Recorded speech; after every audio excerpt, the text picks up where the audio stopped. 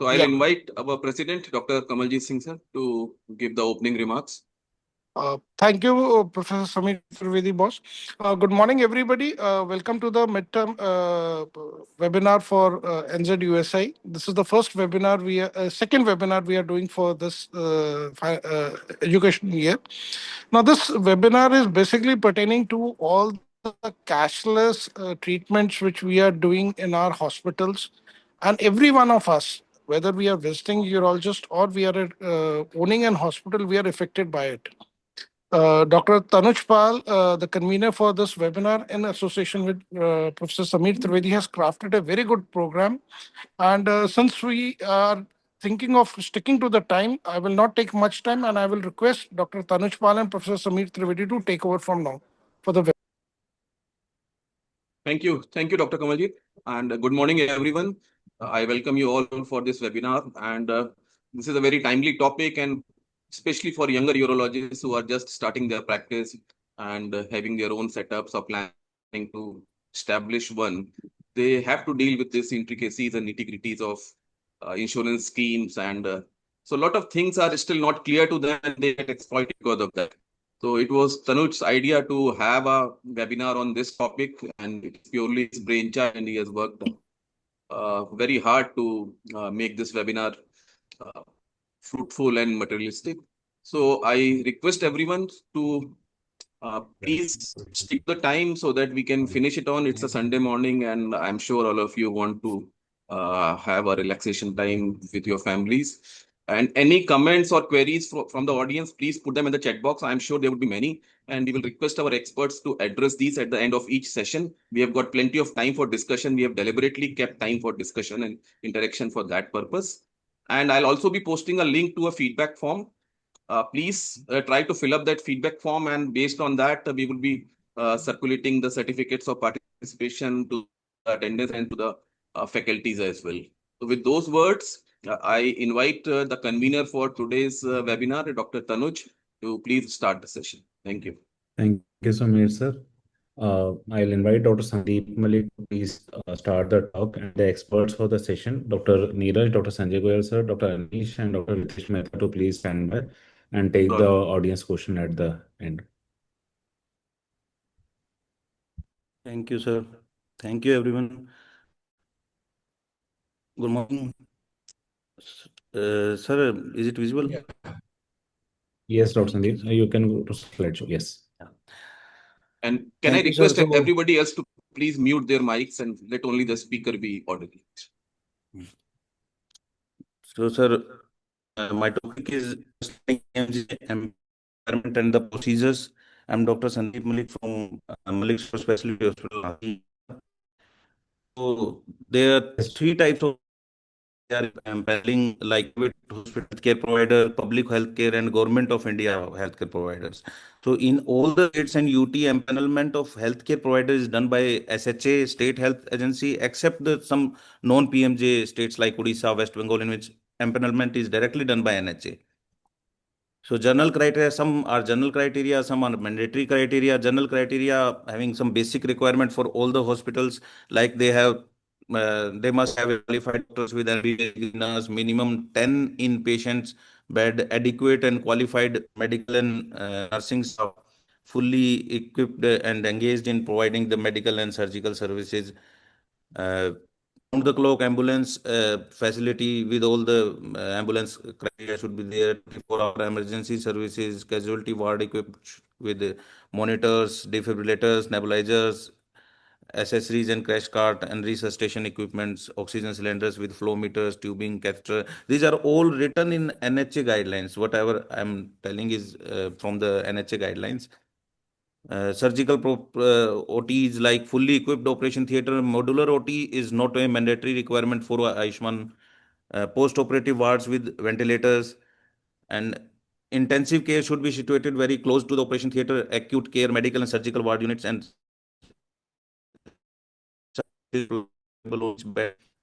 high HDU should be having equipment like gas, multi-sign monitoring equipment, infusion of inotropic sport, and equipments for maintenance of body temperature. weighing scale, manpower 24/7. ICU should be equipped with all the equipments, manpower, HDU. We must maintain the daily records as they used to check it from time to time, maintain the complete record as required day to day basis, provide necessary records of hospital and पूरी समस्या को solve करना है मेरा son-in-law है automated system Anish should जो है comply with the Ministry of private Health and sector Family से Welfare, Government of India, बड़ा brain NHA, tumor हुआ EHR sir guidelines, I'll just maintain complete request records of all everyone the to please mute the audio so that we can hear I properly think this Dr. will Sandeep's there are audio. some mandatory requirements तो उसकी also, दवाई which are very chemotherapy much mandatory radiotherapy सब for दी थी this के बाद empanelment. अब इनको ना Follow the legal दोबारा requirement as applicable by local and state health authority, adherence to the standard treatment guidelines, registration with income tax department, NEFT enabled bank account fee there, telephone and fax, safe drinking water facilities, uninterrupted 24-hour supply to electricity and generator facility, waste management, biomedical waste management should be there, appropriate fire safety measures, fire NOC, and provide space for separate kiosk for PMJ beneficiary management. Their non-medical coordinator will do the help desk role for the patient visiting the hospital, ensure a dedicated medical officer to work as a medical coordinator towards PMJ beneficiary management. The medical coordinator must be identified doctor in the hospital who can facilitate submission of online pre-authorization claims request. Ensure a promotion around this is also mandatory requirement for hospital empanelment. IT hardware requirement are desktop, laptop, internet, printers. There are some aspirational district, like in aspiration district, only 5 inpatients beds with adequate space and minimum number of doctor and nursing staff, one doctor with minimal qualification and nurses with minimal qualification as ANM. Different specialties wise criteria is different for cardiology, cardiothoracic, neurosurgery, nephrology. We'll talk only about the urology.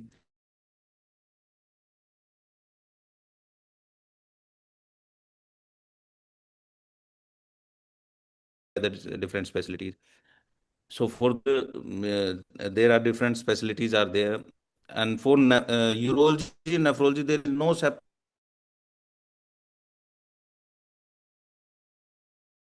And for urology, both you must have a dialysis unit. I don't know why, but the dialysis unit is mandatory for urology also. Well equipped CRM, endoscopy, post-op ICU, and ESWL can be in-house and can be outsourced.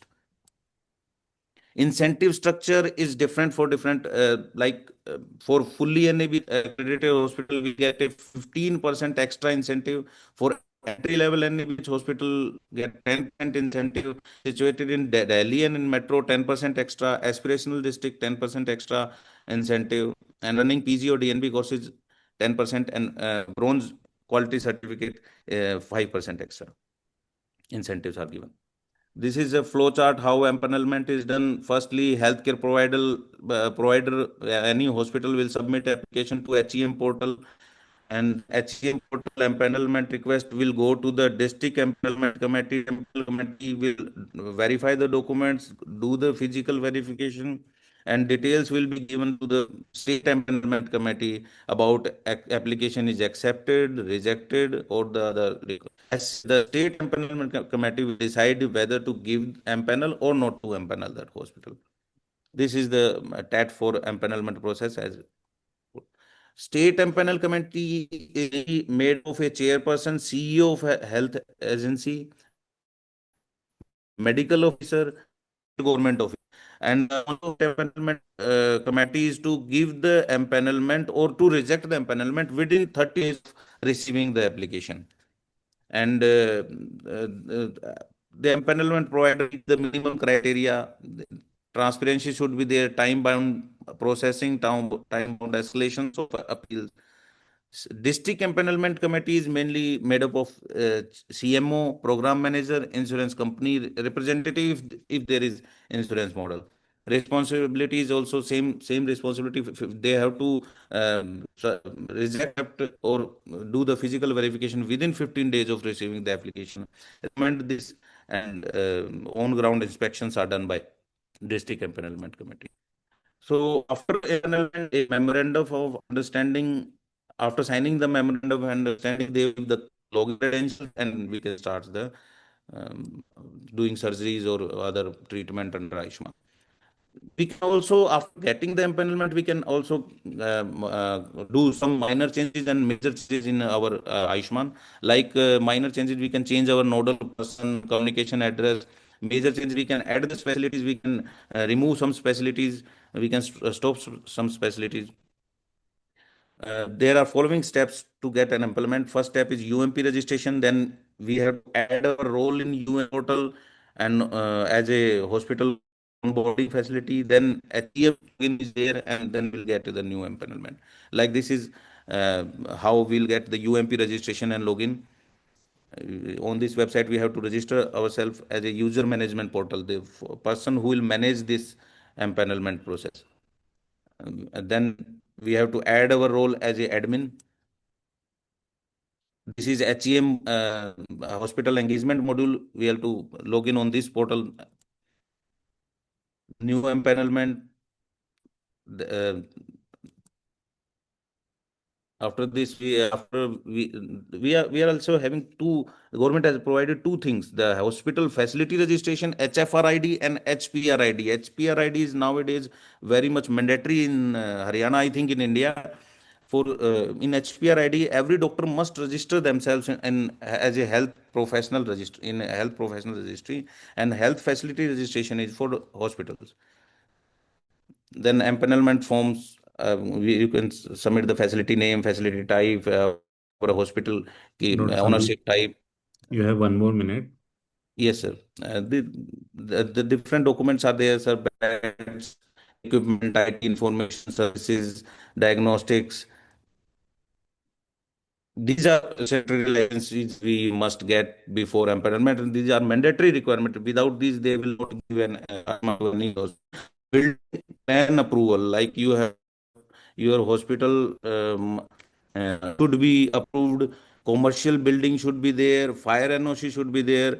CTO consent to operate, lift license, registration and certificate, hospital registration by labor department, biomedical waste, PCPT in case you are applying for gynae, option gynae, pharmacy registration, ambulance RC, ambulance fitness, blood bank MOU can be there, or you can have a blood bank, AERB registration for digital X-ray, CAM, CT scan, and PET scan. Human resources, head of organization, hospital admin, medical human resources, non-medical human resources, and support services. And then we have to quality accreditation if we have a NABH or non-NABH. Time is Okay, over. sir. Can you quickly tell the important things and then? Yeah, mainly then we have to put the bank details, sir. And that's it. All the documents should be. Sir, implementation model, 7 mixed model is also there. 7 states are having AYUSHMAN. These are all. Thank you, sir. Thank you, Dr. Sandeep. Thank you. I think we'll move to the next topic because it's quite vast and there are so many questions. I think we'll take the questions during the discussion part. We'll move on to the next talk from Dr. Subhash Yadav. Dr. Subhash Yadav, sir, are you here?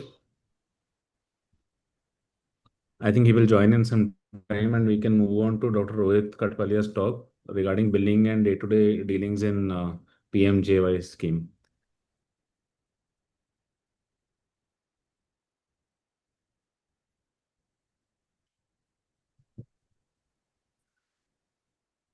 Good morning, everyone.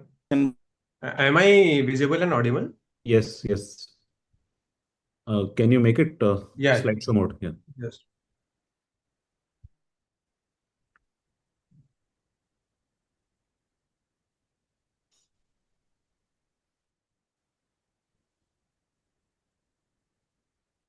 Is it on slideshow? It is not on slideshow.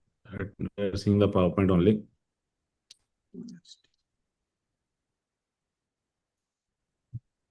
Either you can present like that only, otherwise. I can present. Actually, it's showing slideshow in my screen. If it is a Mac, you'll have to share the desktop. Just 1 second. I'm doing just once more. Rohit, are you on if you are on a Mac? Yeah. No, sir, I am on my desktop. So then you just close it and come back again, it will come. Just Just give me a second, please. Just give us a second.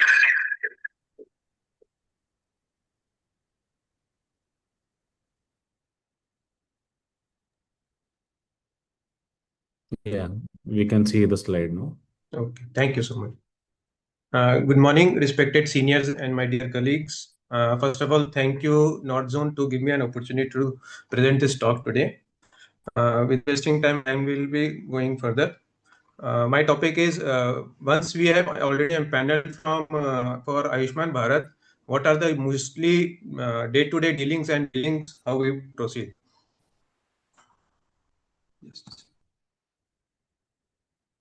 So just a small introduction. Ayushman Bharat was started in 2018 by our Honorable Prime Minister Shri Narendra Modi ji. It is really a very big healthcare system and world's highest and biggest healthcare provided by any government. It provides free health coverage to most of the vulnerable, economically as well as socially backward citizens of India. The objective was to provide financial protection against all health expenses, improve the access to health quality, and it has also really worked at ground level, helping all the poor and socio-economically backward people. Coming to the billing part, the billing is absolutely cashless. There is no cash transaction. You cannot charge any money from the patient. It is completely digital. Every patient is given a Ayushman card, which mostly from state to state varies. In Haryana, at least it is 5 lakhs per family. So once a patient gets registered, the transaction is totally done on digital manner. The transaction from patient's card is first goes to the government account, and then digitally it comes to the hospital's bank account.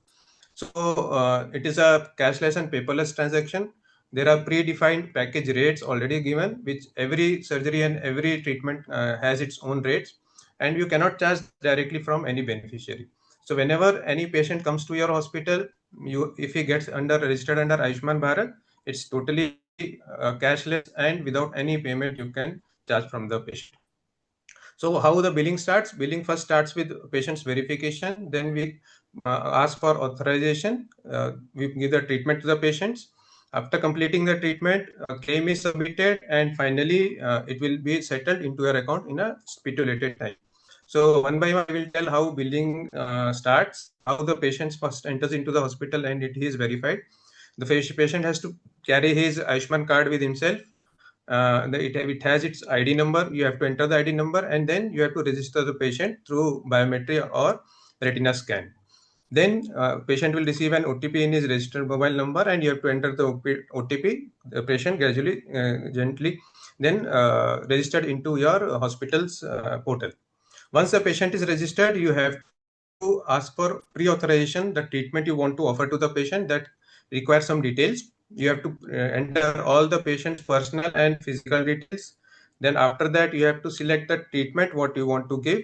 It is always available in the predetermined packages as the disease as well as the treatment what you have to book.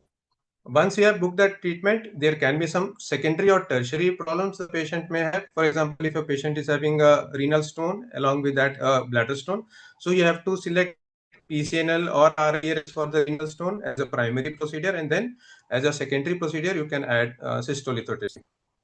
So if you have done confirmed your booking under this pre-authorization, you have to send the pre-authorization details to the through the portal to the government, and then government will give an approval. Once approval is received, you have to then finalize the patient for surgery or treatment, for which you have to upload the patient some details like patient's photo in the hospital, the clinical notes, consent forms, and then finally you have to submit the confirmation report which will confirm the disease. For example, if a patient is planned for prostate, you have to submit his ultrasound, uroflowmetry, or serum PSA. Or if he is a patient of renal stone or ureter stone, you have to submit a non-contrast CT or a IVP. So once you have completed this submission, you have to wait for approval. The good part is most of the procedures in urology, they have an auto approval and you get the approval simultaneously and you proceed further. But some procedures, they take time and we have to wait for approval, and once approval, then only you proceed further. Finally, once you have provided the treatment to the patient, you have to discharge with certain documents, which includes patient's bedside photo, that may include a post-op scar if surgery has been done through some incision. You have to upload the OT notes, the discharge summary, a feedback form for the patient who will provide all information, the treatment he received, a medical slip if he has bought some medicines, and finally at the end, patient has to put his biometry to get discharged. Dr. Rohit, one more minute. Yeah. So finally, the submission after claim submission, the patient has to we have to upload some documents to get the claim submission, which includes proof like an X-ray and ultrasound, an intraoperative photo of patients with a biopsy report, and finally you have to upload the bill. After the claim has been submitted, we have to settle the settlement. The settlement has to be done from the government side. Mostly it has to be done within 15 days, but it takes mostly times because of a lot of funds issues or manpower issues. So we often find, particularly like in Haryana, we are getting mostly settlements after 2 or 3 months, and now ongoing there are some issues through NHA as well as SHA, and so payments are getting late almost by 3 to 6 months. But yes, finally we have to wait for the claim settlement. Once the claim is settled, the amount which has to be given by the government comes to your account through 10% TDS deduction. So this is the complete billing process which we see during the patient's admission and treatment. Finally, what are the roles of the hospital? To provide the cashless treatment, to maintain transparency, submit timely claims, and to ensure the quality care of the hospitals. There are few challenges which we face, like poor packages, mostly like picture patients, they just have 10 to 15,000 package rates. RIRS even lesser than PCNL, almost having 38,000 in the state of Haryana, vis-a-vis PCNL, which has almost 45,000. So other surgeries like HOLEP, stapler circumcision, these are also not included. Dr. Subhash Yadav will be discussing regarding this. Few more absurd queries which we get, like share intra photo of patients, in particular patients having exposure of genitalia, which is totally unethical. We sometimes get like a scar in URSL, explain why DJ stenting has been done in PCNL, a specimen photo of OIU. So these are some absurd queries which we have to tackle somehow to get this claim approval finally. So finally, just to some last point, somewhere we often get stuck to some issues like where we cannot do anything. Like if patient lands up into complication, we have to switch to higher antibiotics. We may need sometimes blood transfusion. So you have to bear this on your own. Hospital cannot ask any money from the patient. You cannot charge if patient is on some longer stay or ICU care. And finally, you cannot refuse a patient, though you have a right to refuse. But if a patient is a AYUSHMAN patient, somehow he has to be treated, or else you have to refer if patient cannot be managed. So to conclude, AYUSHMAN Bharat has transformed India's healthcare system. Efficient billing and daily management ensures its success. But the issue now is that there are delay in payments and unnecessary deductions and rejections that has put financial burden on most of the private empaneled hospitals, and this has made really difficult to run this scheme in many states. Thank you. And just before concluding, I will. I'm happy that I will invite all our North Zone members to Karnal. We are organizing the midterm on 30th and 31st May, and I hope we will have a good academic session on reconstructive urology. Thank you so much. Thank you, Dr. Rohit. Dr. Subhash will take 2 minutes to join. So I will request the experts of this session, Dr. Sanjay sir and Dr. Ritesh, to take up 2 or 3 questions with Dr. Rohit and Dr. Sandeep while he's joined, please.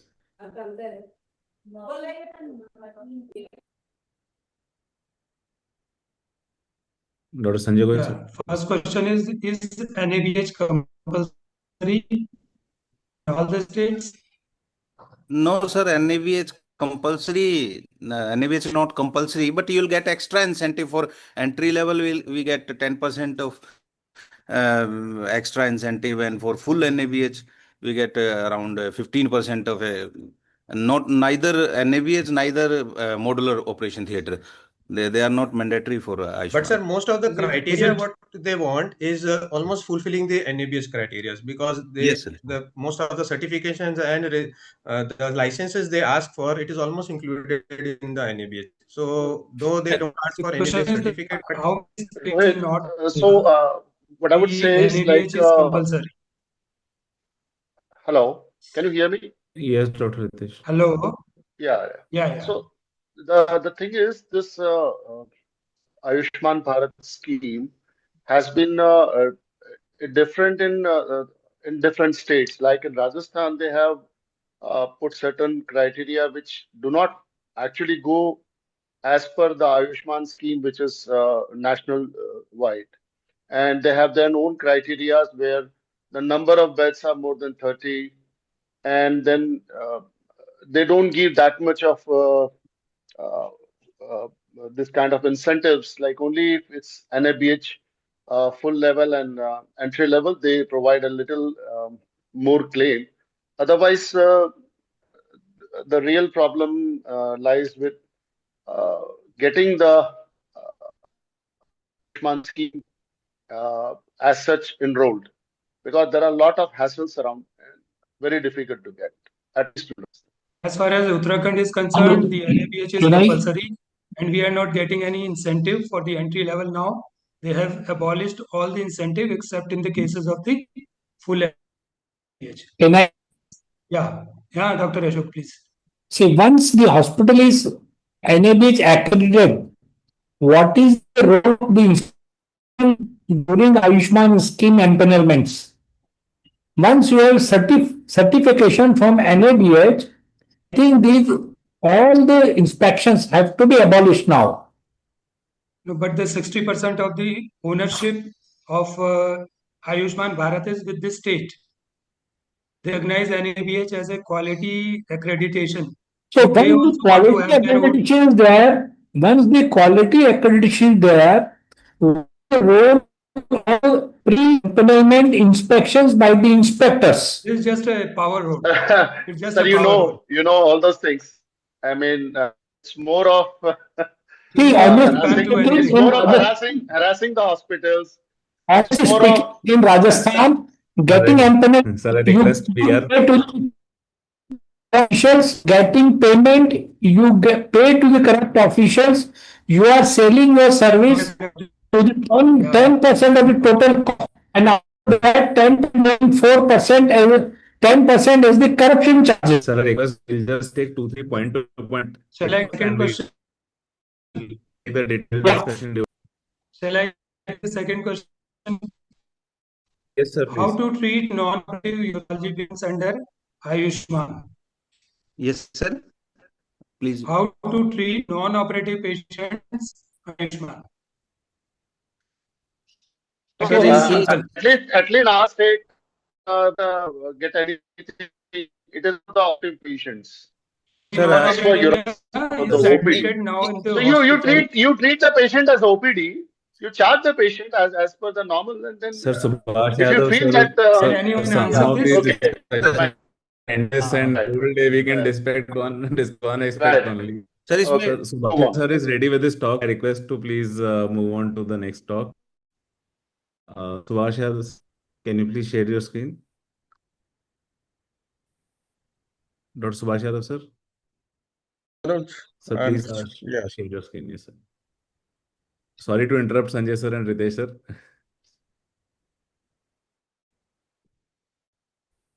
It's absolutely okay. Never end topic.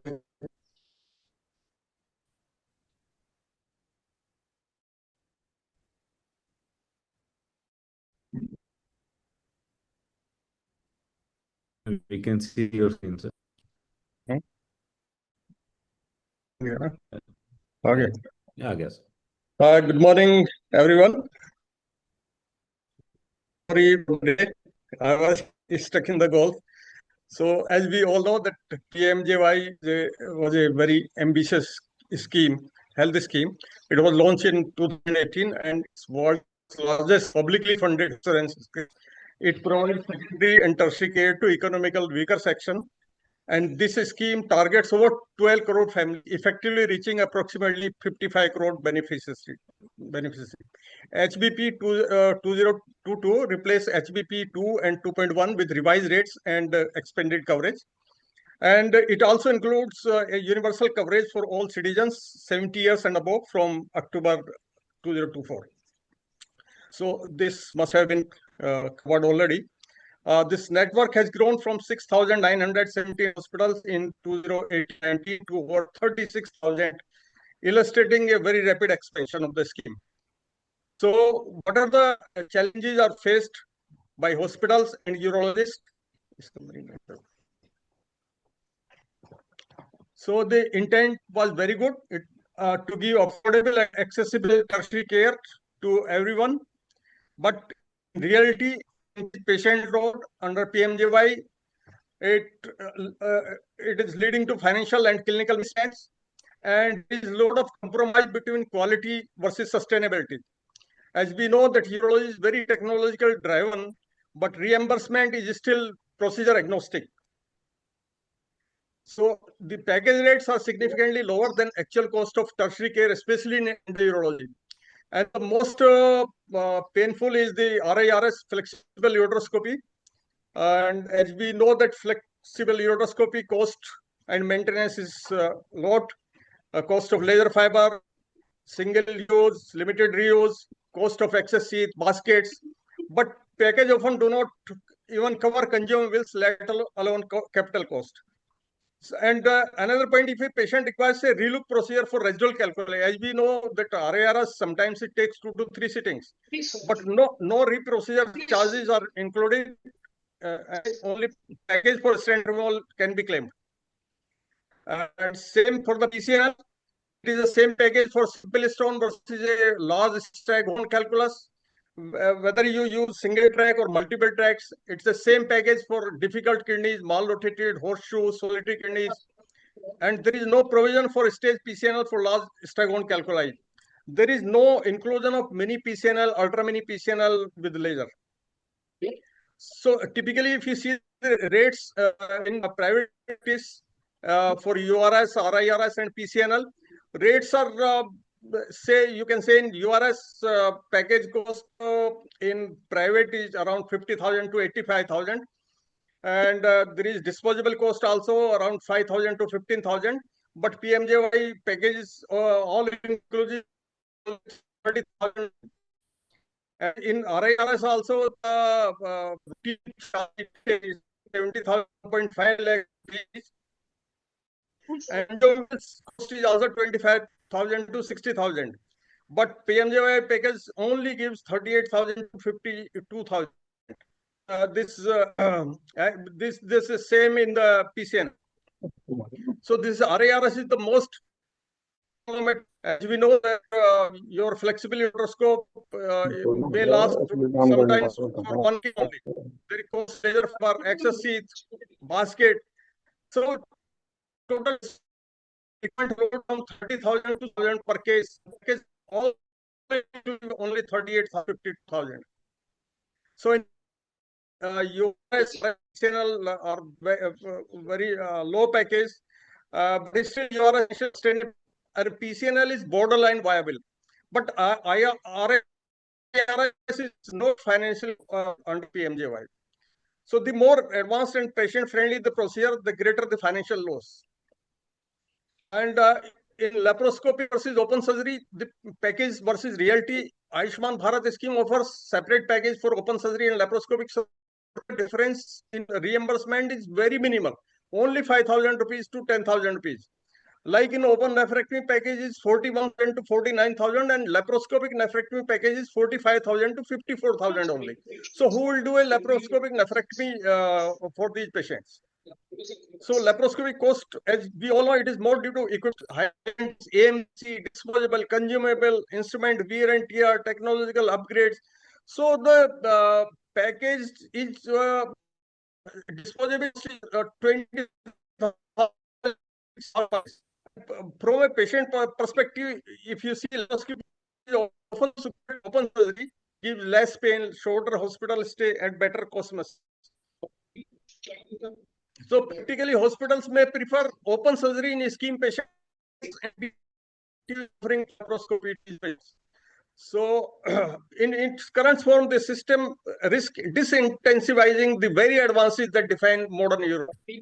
And you see in reconstructive urology under PMJY, packages are very minimal. As we know that reconstructive very highly individualized surgery. It entails complex urethroplasties, pyeloplasties, bladder augmentation, VVF repair. It takes a lot of time, but here packages are just fixed package in the range of 4,000 to 60,000. Pyeloplasty only 50,000. So it does not differentiate between a simple versus complex strictures versus long segment strictures like panurethral versus short segment strictures.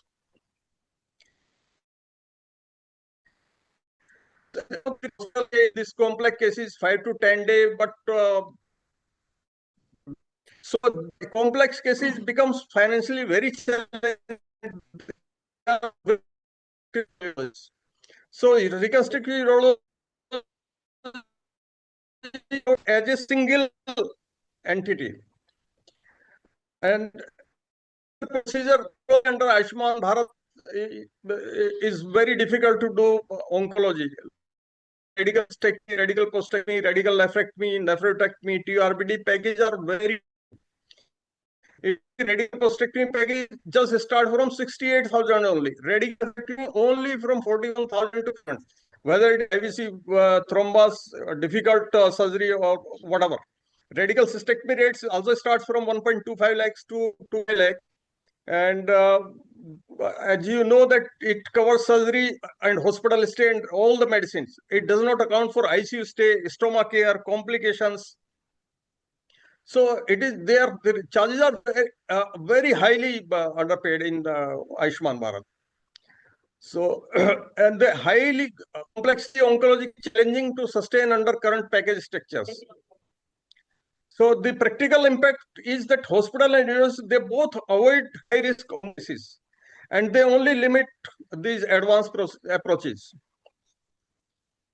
And sometimes if a patient requires multiple procedure in the same sitting, like a patient of kidney stone, aortic stone also, you do both procedure, PCNL and URS, but they bill only for one package.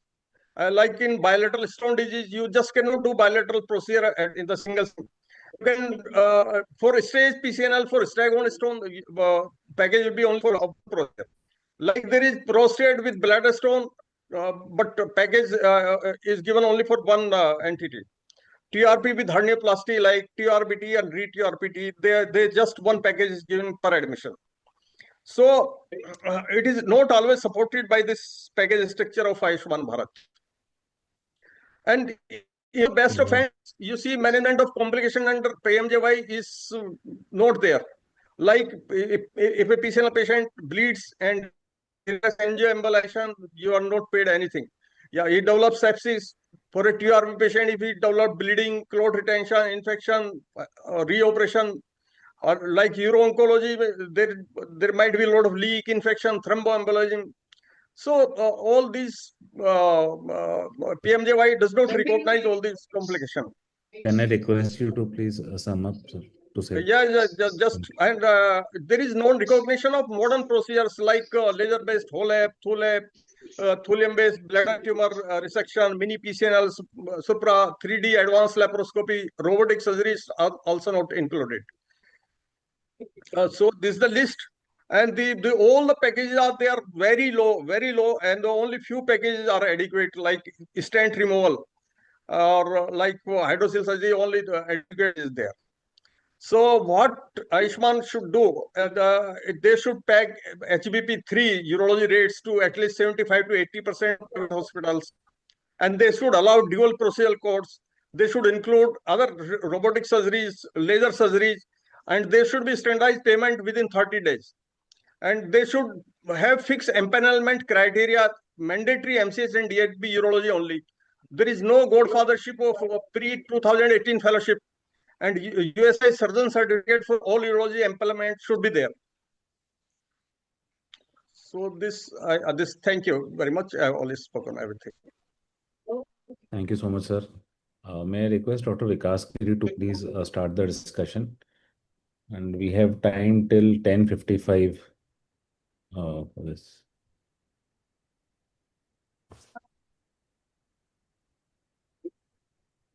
Hello. Am I on? Yes, please go ahead. May I request the panelists also to join the discussion? And at your discretion, please involve the audience in between. Yes, thank you, Dr. Tanuj.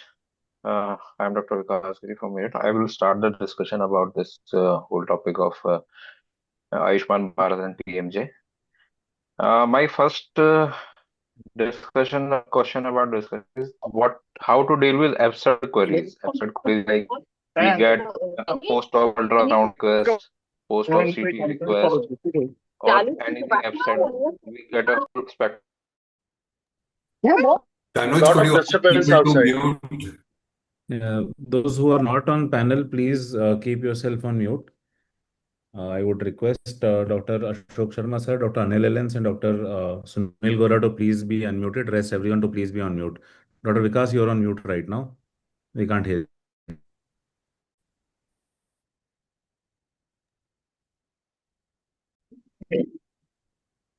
Sir, am I audible now? Yes. You are. Hello.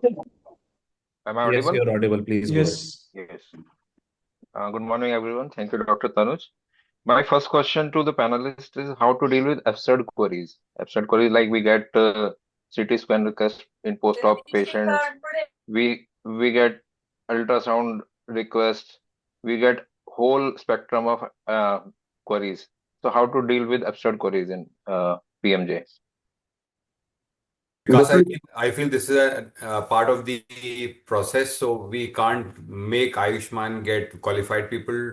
The only way to go ahead is to answer them to the best of our ability and to tell them that this is not indicated and maybe quote something. And once you write a detailed description, I mean, I had maybe about 2 or 3 dozen such queries over the last couple of years. I have always answered them and never have had to answer a second time.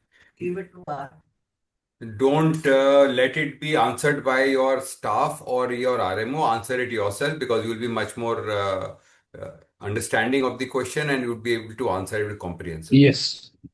Agree, Anil. Definitely. We leave these things to our staff to do it. All these absurd queries should be directed to the person concerned, and he will be in a position to answer. One thing I want to mention, sir. People managing the data. If we are having People the same managing the query again data, and they again, are data analysts. we can tell, we can write the thing clearly, and we can again send the same thing again and again from our side. But the responsible person should always check the query, not by the subordinate staff. That Ashok Sharma sir and Anil Anand sir had mentioned. Yes. There are Next many. question. My second question is there are many unfair rejections we deal with. Like we have done a PCNL and the patient is unfairly rejected. So how to deal with that unfair rejection? There is a portal where you can go and submit your papers, and usually it works. The only way to deal with it is to make repeated submissions. That's about it. If the patient still hangs around with you. Issue is, first we have to ask for the cause of rejection, why this is rejected, and we have to reply the query as per the reason of the rejection. Usually the rejection is on some frivolous requirement. Yes, exactly. Like asking for a Euroflow on a patient already in AUR on a catheter.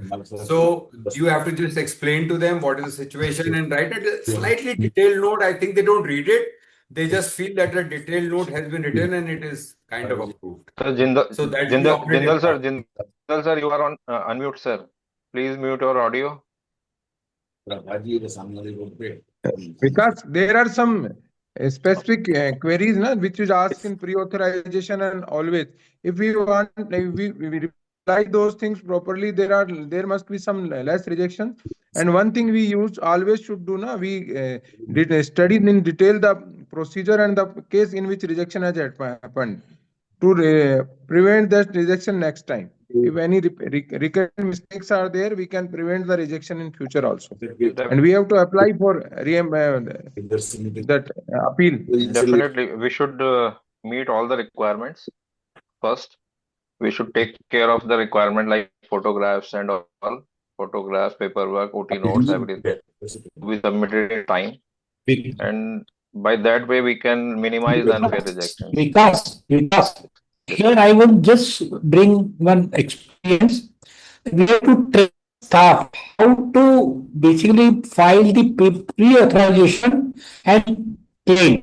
Because most of the times it is the fault of our staff, on part of our staff, who is unable to claim the pre-authorization and the billing.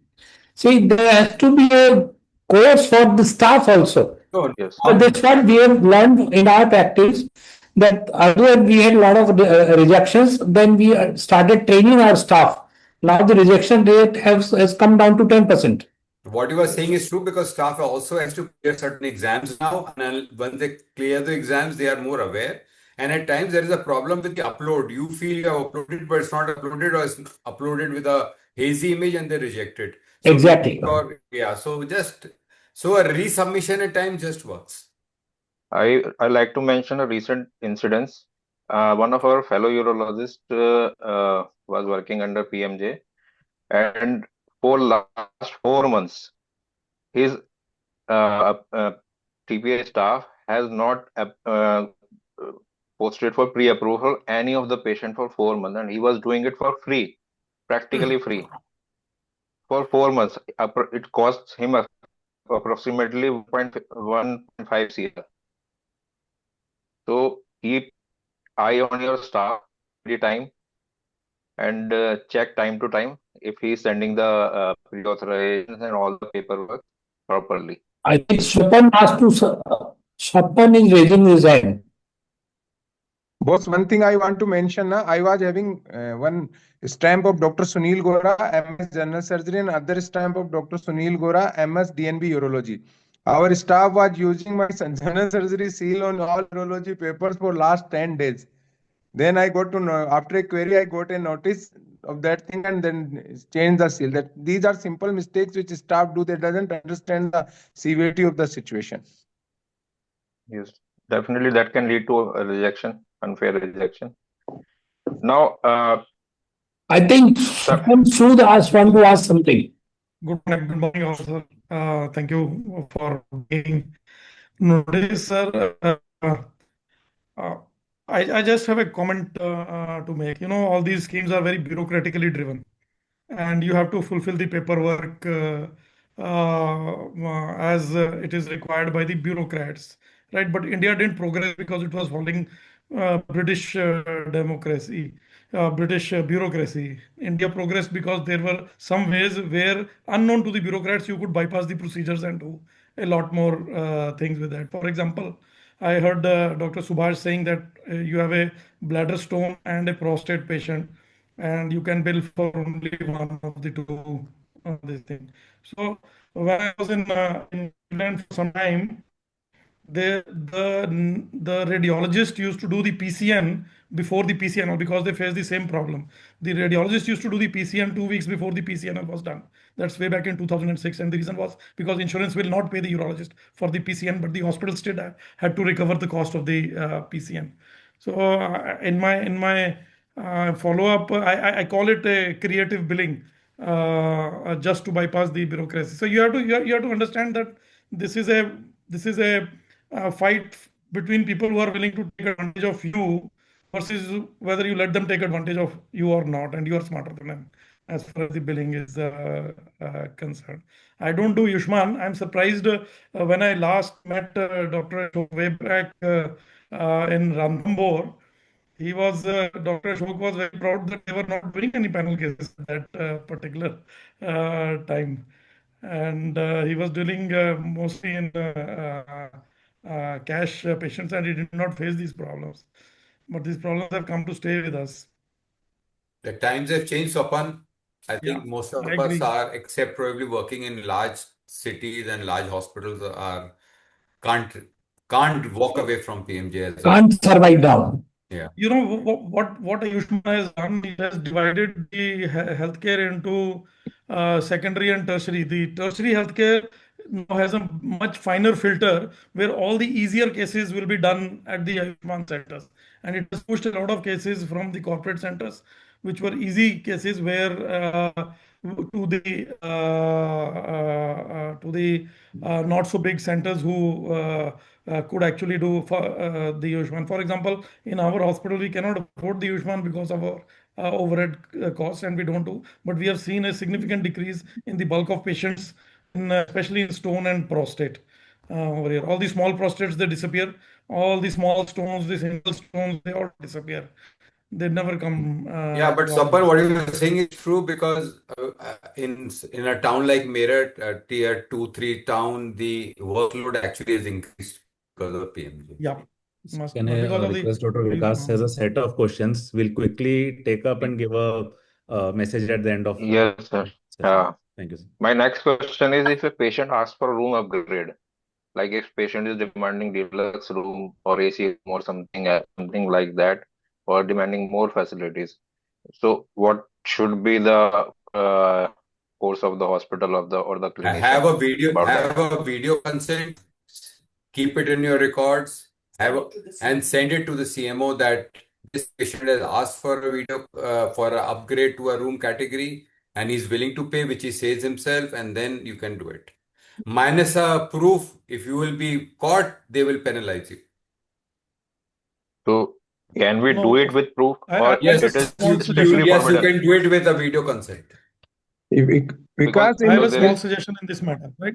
sir, We face the same problem with our CGHS and ECHS patients. They want to come in the general ward and they want to upgrade to the private room, and they want to pay only the difference in the room rent. Right? So if your CGHS charges, let us say 1,000 rupees, and your private room charges 5,500 rupees, then they will say we will pay 4,500. So totally discourage that. You make a package for your private room patients. Let us say your PCNL package is let us say 90,000 in the private room, and your Ayushman package, whatever it is in the general ward, with the consent of your ECHS person or whoever you are dealing with on the other end, you charge the difference in the package. Don't charge the difference in the room rent. Swapan, we had a word with the PMG officials in our town, and they did not allow this kind of a differentiation. They only said, if the patient is, you do the surgery under whatever the PMJ rates are, you can charge for the room, whatever the difference, whatever the room rent is, which is the room rent, not minus the process. No, that is because that is because you are willing to sort of compromise on that particular status. So In because private room, so what happens is patients go and file complaints against you. At that time, they will agree. Then they go and file a complaint, and then the entire onus is on The you. whole thing is yes. What are known as false complaints, you are stuck with them. The patient has gone off, got operated, and is fine, home. But then you face the music. So All you have this to do is this is what we do in our hospital. Best We is to deposit the discourage. difference. Best is to discourage, and even if the patient is very insistent, because a large number of very affluent people have now got PMJ, they feel it an affront to lie in a sharing room. So we had this problem. So the PMJ officials in our town said, you have a specific consent for the room upgrade. They pay for that, and they mention the amount that they are paying in that video consent. How did you then account for private nursing, private diet, private everything? So that is all covered. That just No, the diet and everything remains the same. The itemize your only thing cost is the structure? room upgrade. That's it. So in Rajasthan, government doesn't allow this. I think it is better to avoid it. Then it is better to treat the patient in the general. Yes, better to avoid. Tell him come under the cash or get it under the general ward. Yes, exactly. Make it a SOP ways every time you can't Sanjay, change even it. for this, they go and complain. Sir, I think better to move on to next questions. Next This question. is going to Because it's be a an powerful unending discussion. organization. There are so Yes, many There are a lot of politicians. questions to be answered, sir. Please. My next question is, sir, Vikas, how, one thing, please. Vikas, give me. sir, As sir said, we should discourage this. Otherwise, all people will make Ayushman and get operated in that category only. We should tell them ki stay in general ward only if you want to Initial get resistance Ayushman. होनी चाहिए to do some resistance only if they have multiple pressure. Put some resistance. especially in 70 plus patient, when there is no criteria of BPL or anyone can get PMJ done. So those patients are mostly requesting a room upgrade. So deal with it accordingly. I say absolutely no. I too say no. A word of caution to all these Better to packages. say no. A word of caution to all these packages, especially in the plus 70 category. Investigate patient properly, whatever may be the cost, or else you may be caught behind in the code. So why did you get this investigation done to prove his fitness or whatever? And do only simple These are two cases. different things. We cut the cost to increase our profits. Cost of investigation. Because one word about a 70 plus patient is now the PMJ officials ask you, even if the patient who is 70 plus doesn't have a PMJ card, it is your responsibility to tell him and help him procure a PMJ card. I Which tell actually, yeah. every patient, every 70 plus patient to get Ayushman card. So this is what the PMJ officials want us to do also. Unless Dr. we have Vikas, a अगर कोई private बच panel. गया उसको भी PMJ में करो. Dr. Vikas, My next question, my next question is about the the conservative management packages. How to deal with conservative, because mostly we say no to conservative management packages or conservative management patients under PMJ.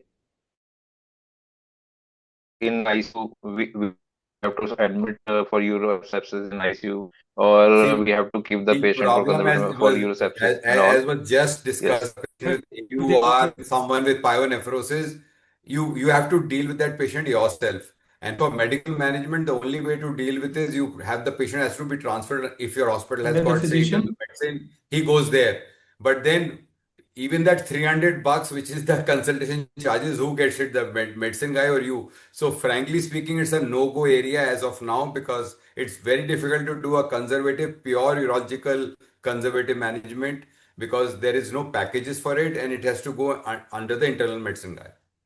No, there are packages like There acute are retention packages. urine. There are packages, acute Hey, retention urine, UTI. Acute And retention, you I can know there deal is a for package. daycare, like Suppose there is daycare. a They patient pay with 2,000 a rupees tag for all with the any investigations. with a stone with sepsis with 30,000 count. You can't do You that. give him antibiotics for some time before you even put a stent, and high-end antibiotics. So He's UTI a packages, diabetic. He has got a low LVF. He you might can land up with. So there is no support for that kind of thing. You can get away in a given patient, but you can't be sure. But Anil, UTI, I are am you taking it dealing with other regularly. case, other empanelments also? Is anybody else dealing with other empanelments like ECHS, CGHS, or something? Yes, they are doing it. There is a separate discussion on Under that. ECHS, they Have allow us you to treat. limited the number of beds for Ayushman, or have you put a cap on the amount with the Ayushman unpaid amount of the Ayushman? So in our hospital, we are contemplating that we will keep a 20 lakh limit on the Ayushman, and after that we'll stop the You patient can do from taking that. Ayushman, and we So have they limited will the number of harass you. beds to We 7. went up to 5.8 crores. Who? Our hospital had a 5.8 crore stuck with Our PMJ. hospital is 4 crore dues, and yesterday we got 7 lakh rupees against that 4 crore dues. I think, sir, discussion is Anyway, going next question. off topic. Now, my next question is how to deal with patient complaints. If a patient complains against your hospital or against you in the PMJ, how to deal with that? Two ways: be very clear with your consent. If possible, take a video consent or what you're doing. Secondly, have a good relationship with the local PMJ officials.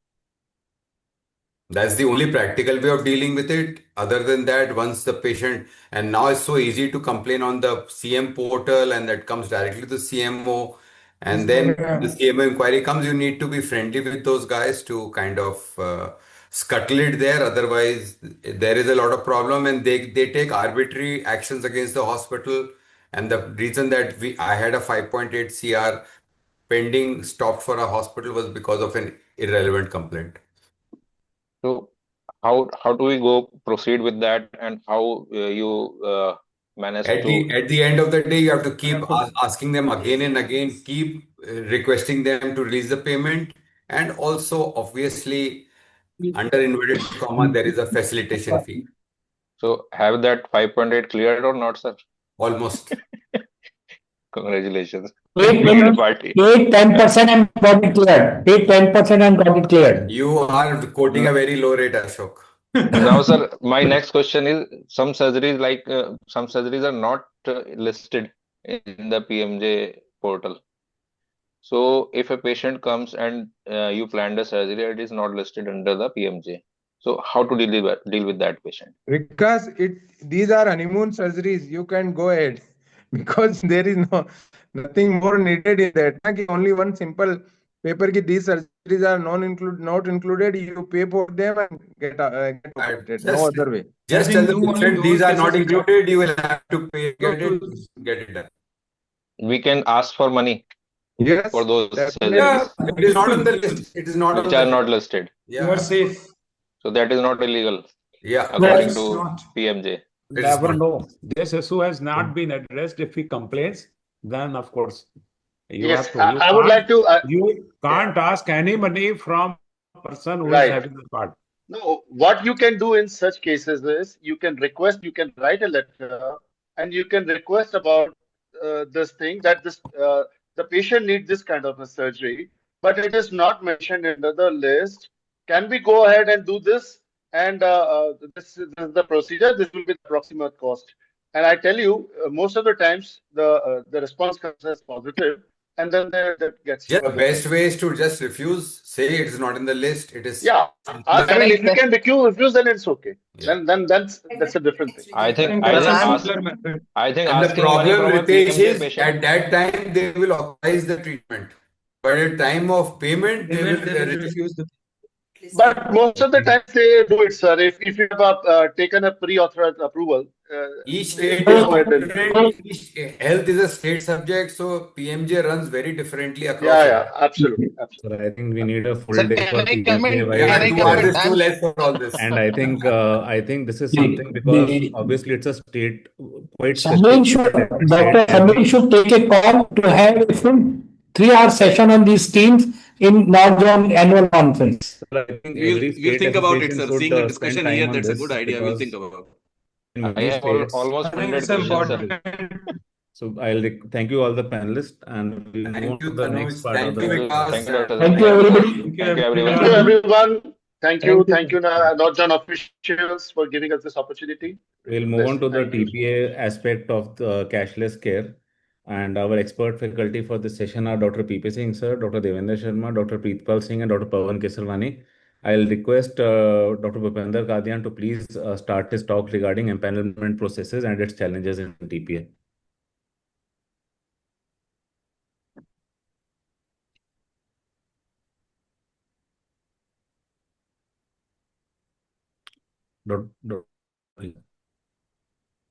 We can't hear you, Dr. Bhupender. Yeah. Good morning, respected chairperson, colleagues, and friends. Today, I will start my topic of empanelment process challenges that we private practitioners feel every day. So, to start, Are you in slideshow mode or you will do in same mode? no, I'll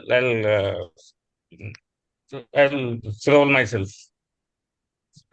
So, to start with, that healthcare is a booming business for the private sector, for the corporate sector, and has tremendously reduced the income of small nursing home setups and small hospitals. And there's a rapid expansion of healthcare in Haryana, India, overall worldwide, and there's a demand for the modern hospitals. So the topic given to me is cashless process challenges. So cashless care is unavoidable. Empanelment is mandatory, and there are challenges that we face every day.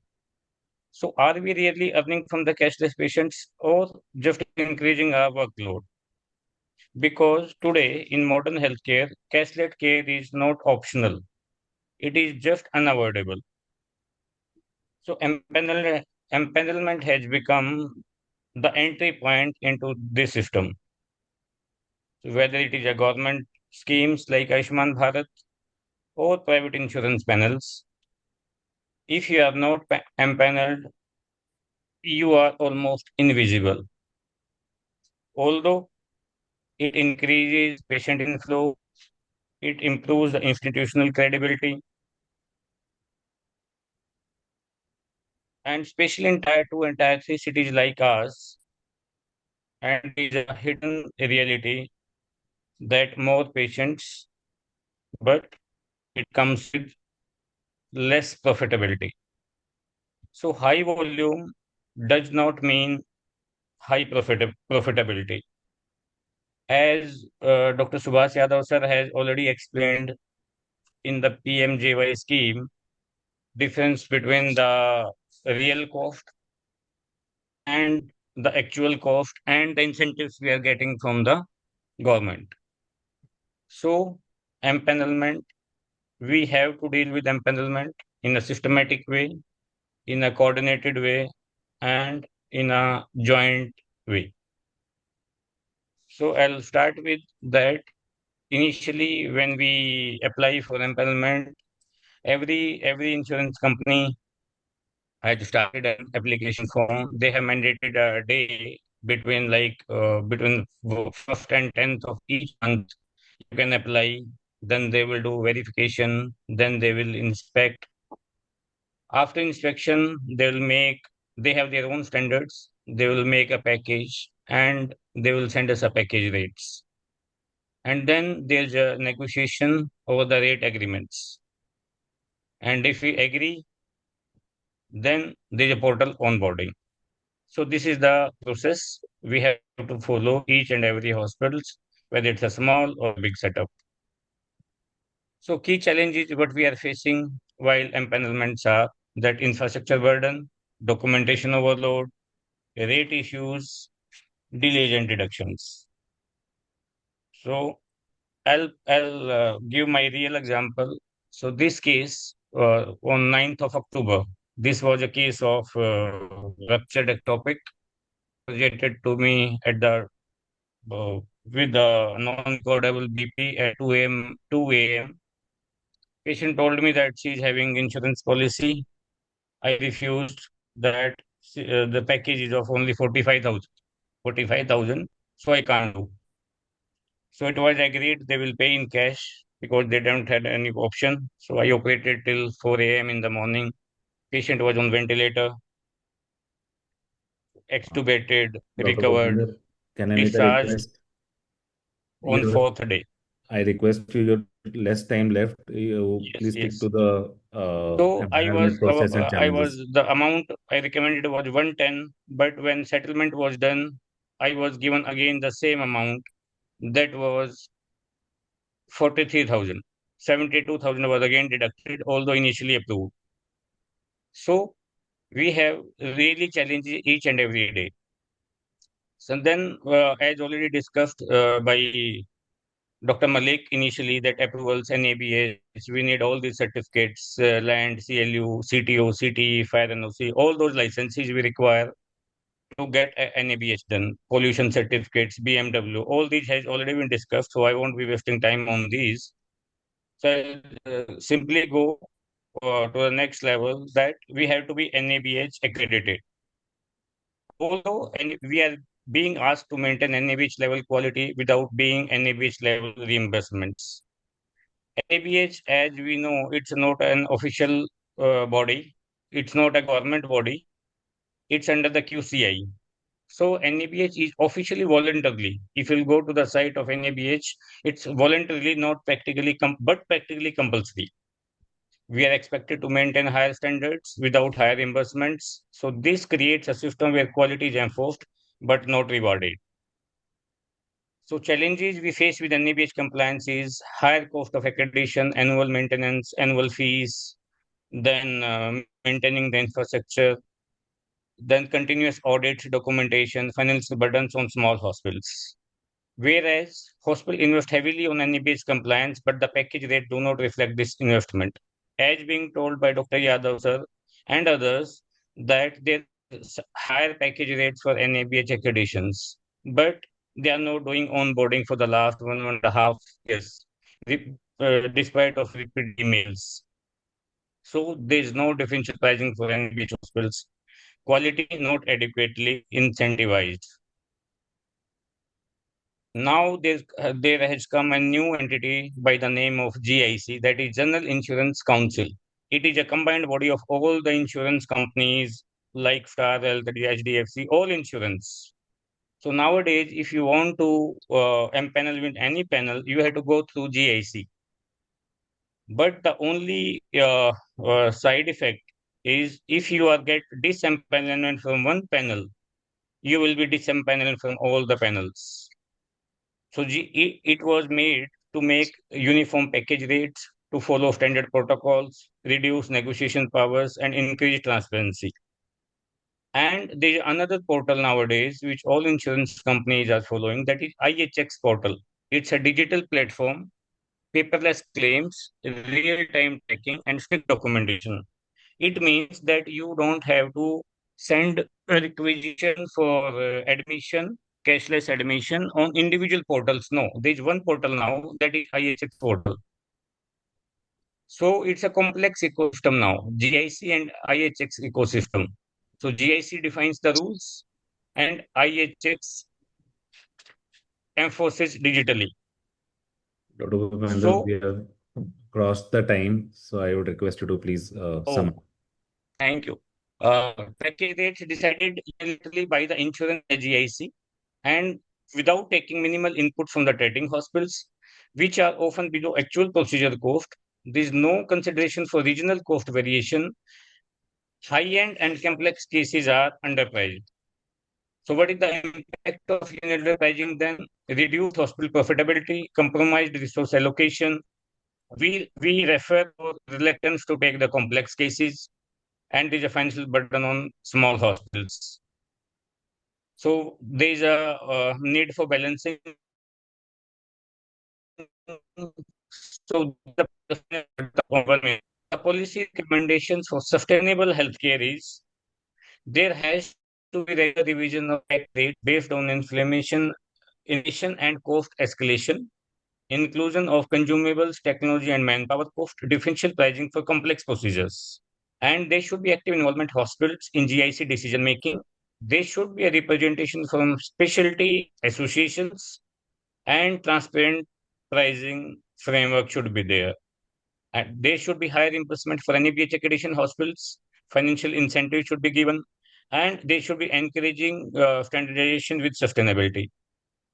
There should be price adjustment for tier 2, tier 3 cities, and they should avoid one size fit all approach.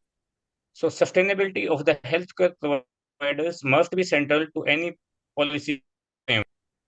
So take home message is cashless care is necessary, but must be sustainable.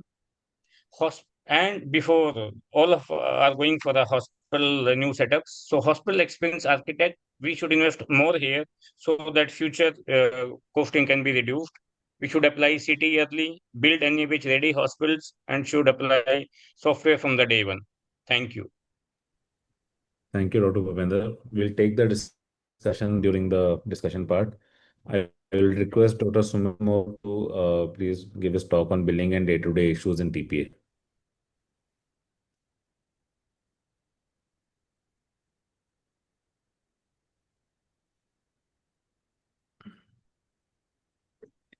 Dr. Sumit, can you share your screen?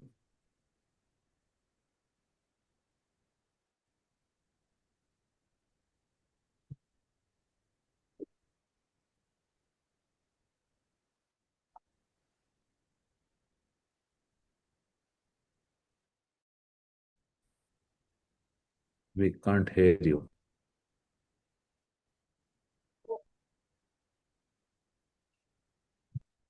Can you unmute yourself, please, Dr. Am I audible now? Yes. Good morning, everyone. My topic is billing and day-to-day issues which we face. So, navigating TPS and private insurance and PSU schemes without losing your mind is not an easy job. We all suffer with pre-authorization waiting game, emergency admissions, the downcoding, which is a silent killer, the ping pong of query marathon, and the payment issues regarding the advanced procedures like RRS, robotic surgery, and new procedures like minimal invasive surgical techniques for prostate. So this has become more of a cashless jungle rather than being a very supportive system for the hospital owners or per se urologists. So all these government panels and the TPS, PSUs, they have their separate portals, separate rules, and a favorite answer as no. Our common procedures are targeted, and for hospital owners, the main problem comes with the approval. Fast approval is mandatory for critical revenue cycle. But we are promised cashless approach, but what we get is endless paperwork. So unless we act like Dhurandhar, we are not going to survive these battle. Starting with the first part, the pre-authorization paradox. Getting approval takes longer than the surgery itself, especially in many of the urology cases. And admissions, the rough approval time, minimum approval time is 2 to 6 hours. That too, if the documentation is complete and you don't need any query. For emergency, it is reported as 1 to 4 hours, but invariably it takes more than 8 to 12 hours.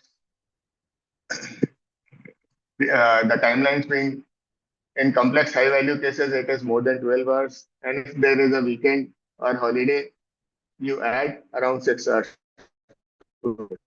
The reason being incomplete documentation, manual processing. Many TPAs rely on manual verification of papers. Then the communication gap, slow response to query would lead to delayed responses and high volume search. The 20% claims are rejected due to waiting period violations. 25% rejections are due to excluded services like OPD services and daycare. And up to 18% denials are due to unanswered queries. The average time of claim storage is around 2.58 days for cashless and around 2.4 days for reimbursement. And this is just the beginning.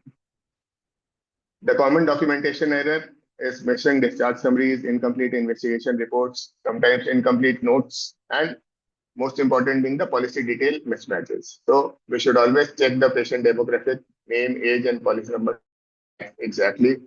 The admission note should be very clear. Investigation reports should mention what has the patient presented with, treatment record, discharge summary, bills, and policy documents. All these 50% of rejections come from policy awareness issues and documentation error, not fraud, not complexity. This is more of ignorance, just missing the incorrect paperwork.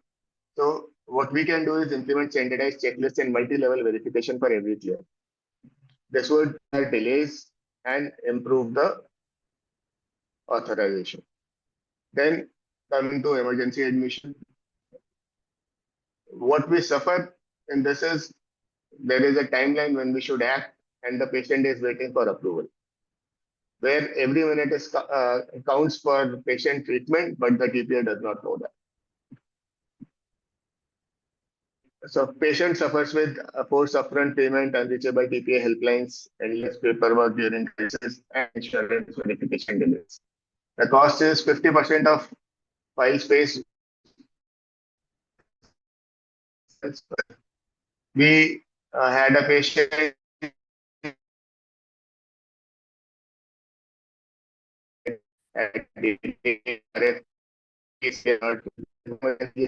but the therapy was delayed by more than 12 hours just because the TPA did not approve, impacting cycle and the prolonged suffering of patient. The emergency cases are supposed to be expedited, yet families often face stress than planned admission due to lack of. What you can do is for the always and claim folder for hospital for emergency admissions, train them on the expedite protocols and insurance specific emergency contacts. Then the third part being downcoding, which is the silent revenue creators. The insurers reduce our payouts by bundling the procedures, questionings, and up to 16% rejections in cases of multiple procedures. What they do, they add multiple procedures into a single code, paying only the lowest value procedure. Like even in RIRS, which is usually open procedure, if you add DJ stenting, they'll make it a GIPSA package plus RIRS surgeon fee only, which is a significant impact. Then the proper code. Modifier, they often misuse bilateral procedures. The second side is considered as 50%, and then old code uses that because these are not updated regularly. The 16% of rejections are because they say that the admission is unjustified or could be treated outpatient. Or algorithm denials are also becoming very common. The impact being 20% denial without proper coding, which can be reduced further. Then the counter is fight back can be because used with proper documentation, using the correct codes, appeal with supporting clinical evidence, and track and analyze the denial pattern. The timeline should be within 30 days. We should do the internal appeal. If denied, request an independent review. Ombudsman can be used, and consumer court is the last resort. In Florida, the denial rate has been decreased from 20% to 8% in 6 months to coding audits and dedicated services. The essential tools being your coding audits, certified urology codes, denial tracking, what is the pattern, and appeal letter. Then just asking for one document each time, it becomes an endless marathon. Around 18% of rejection are because of the query not being answered or delayed answers. Each query decreases your approval by 2 to 5 days. The burden increases. Your staff spends 60% of time on these query answers and completed your time. Please sum up. Yes, sir. Yes, sir. Then advanced procedure is again a headache. The procedures are they are not being for robotic. That this is an external equipment. So proper documentation is required in all these cases. PSU schemes is again a headache wherein the cashless time is very prolonged up to 4 to 6 months. Then the proper paperwork is again a headache. The structure also is less clear as compared to other TPAs. Here also the best practice being validate the smart card, submit the package rate. You should not charge more because otherwise it would be delayed. Keep checking the claim status, and the plan is cash flow you have to maintain for at least 4 to 6 months. Then patient communication should be very clear. And the main part which would help us is proper documentation, training our staff, dashboard, and appeal letters. The bottom line being document everything, follow up relentlessly, and track and optimize your system. Thank you. Thank you, Dr. Sumit.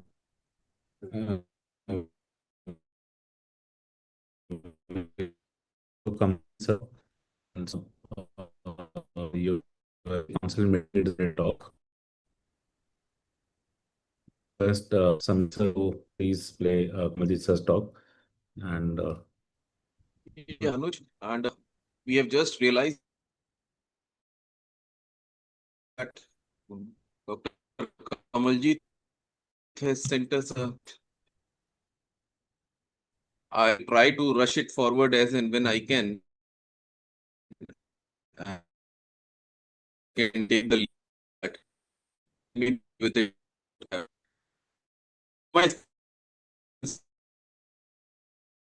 yes, Start forwarding.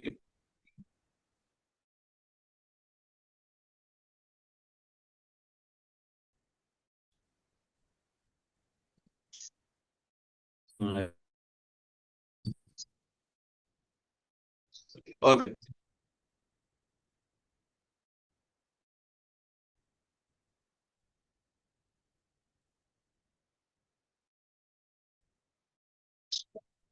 urology and some of the suffering science.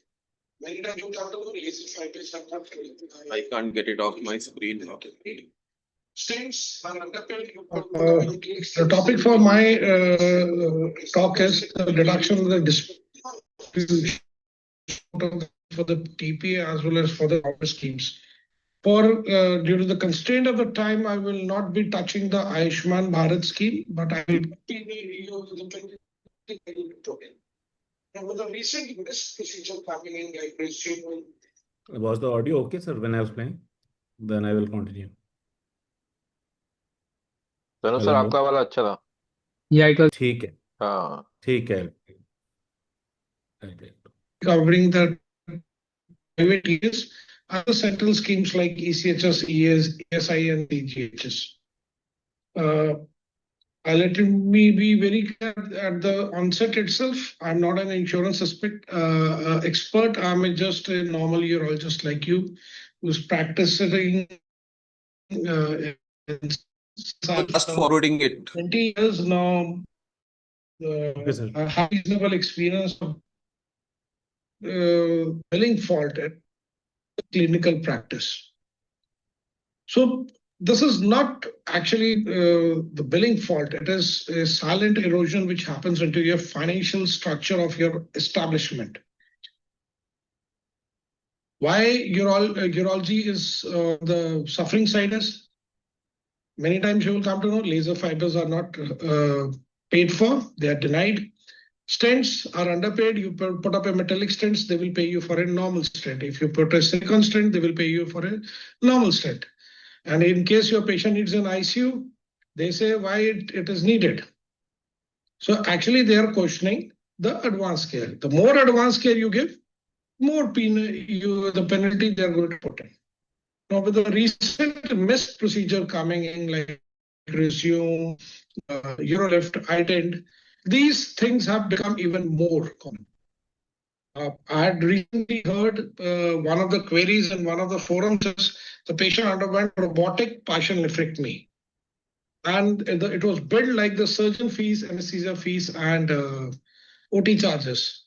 And a very funny comment came is, why surgeon charges should be the robot has done the surgery. These are the kind of queries we very used to seeing in our clinical practice. The problem at the final settlement is you have done the treatment, patient now is about charge, and now the company or the TPA is not ready to pay. They will not give any priority, and suddenly the cashless approval is dishonored. Now, this is not a process. It has become like on that day, on the discharge day, you are actually negotiating with it, never ever mentioned in the pre-auth. An approved procedure which is a major category will get downgraded to a moderate category. The consumables will be rejected and they will be put as they are the part of the packages. And then there are some discharges, this is not allowed, this is not allowed. So your clinical decision as an NZUSI urology is being challenged by a BMS, BHMS, or a clerical level staff, and which practically appears very insulting to us.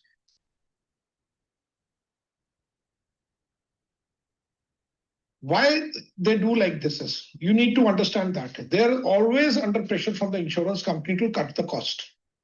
So cutting the cost, the best thing they find is cut the hospital bill, because there is an assumption in the insurance sector is the doctors will not find. They will not fight. And our silence is their biggest advantage. Yeah. So what should we do? Now, because it's only 10 minutes, I mentioned 10 minutes. So what should we do actually? Always when we give you an improvement, this carries a financial settlement sheet.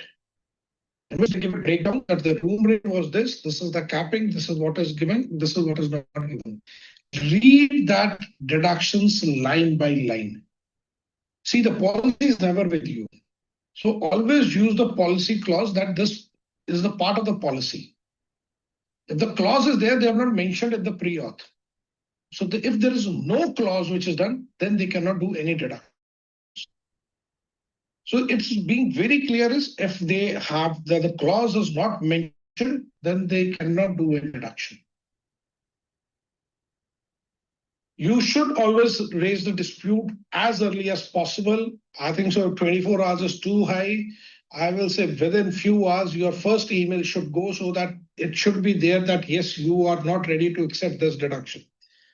Always email the insurance company, email to the TPA, and email to the patient also.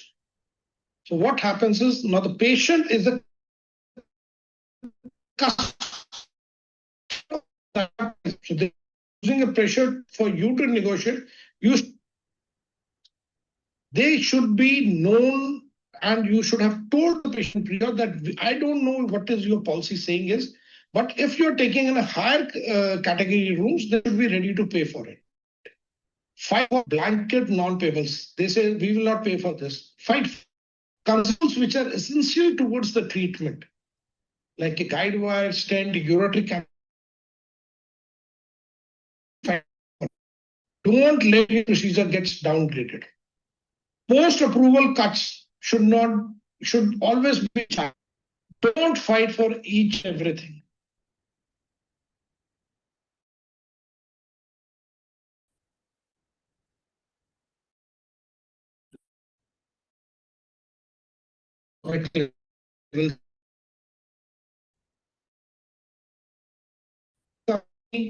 Yes,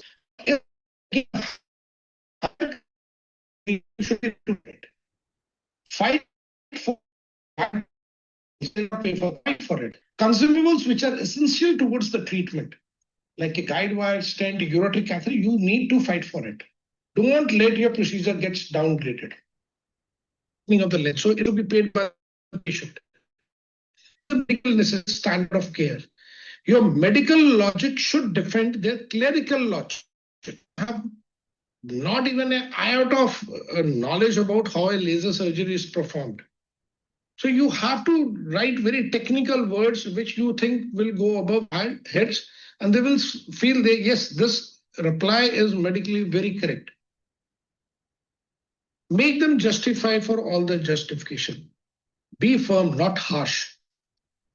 Policy are you detecting? So if they write the call to make the payment for it. Was the should be your next question. Why you pre-approve when was excluded here? So the third one is the most important thing is then it is their fault also. So they are trying to pass efficient to you. Most of the deduction I have seen, they will collapse under question because in a very dignified way. We will be telling you that your company is not making proper payment, so you be ready to make payment. This has been a kind of a normal norm for the patients which are being treated under Star Health Insurance. I'm being naming it in state of Punjab. It is there in the rest of the also Punjab where I work. This is very common. We say we are going to charge this one if you pay 1,000. Bill is 70,000, we will take 30,000 from you. Whatever may be. So you patients, so the patients will keep on talking to their patients. That is how you get the things. So the response. And if you tell the patient that at the time of the discharge you are going to pay 35,000, he will pressure this patient to make the full payment to the hospital. The court. To the insurance company because TA is always answerable to the insurance.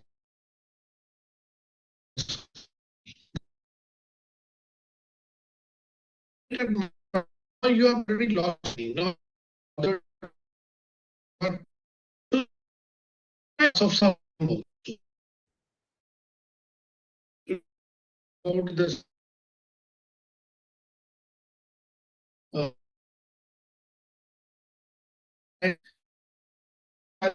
Was given in just you have to, the process is you submit a file and the deductions happens maybe 2 months, 3 months, or maybe 6 months after your file have been submitted. After that, you have already forgotten what the patient doesn't will know. And they then start asking very ventilate. I had a very I still remember was died on the 6th day of admission, and he came in a unconscious B1, B1 ventilation. Sir, I think ECHS will be just best problem. So now I think I'll just share this.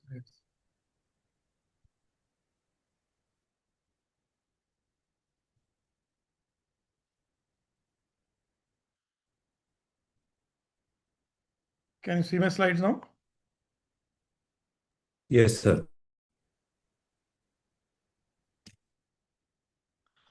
Okay, so I think there is a lot of overlap in the various topics we have discussed. I think the insurances are basically dealing in a sort of a uniform manner, and therefore most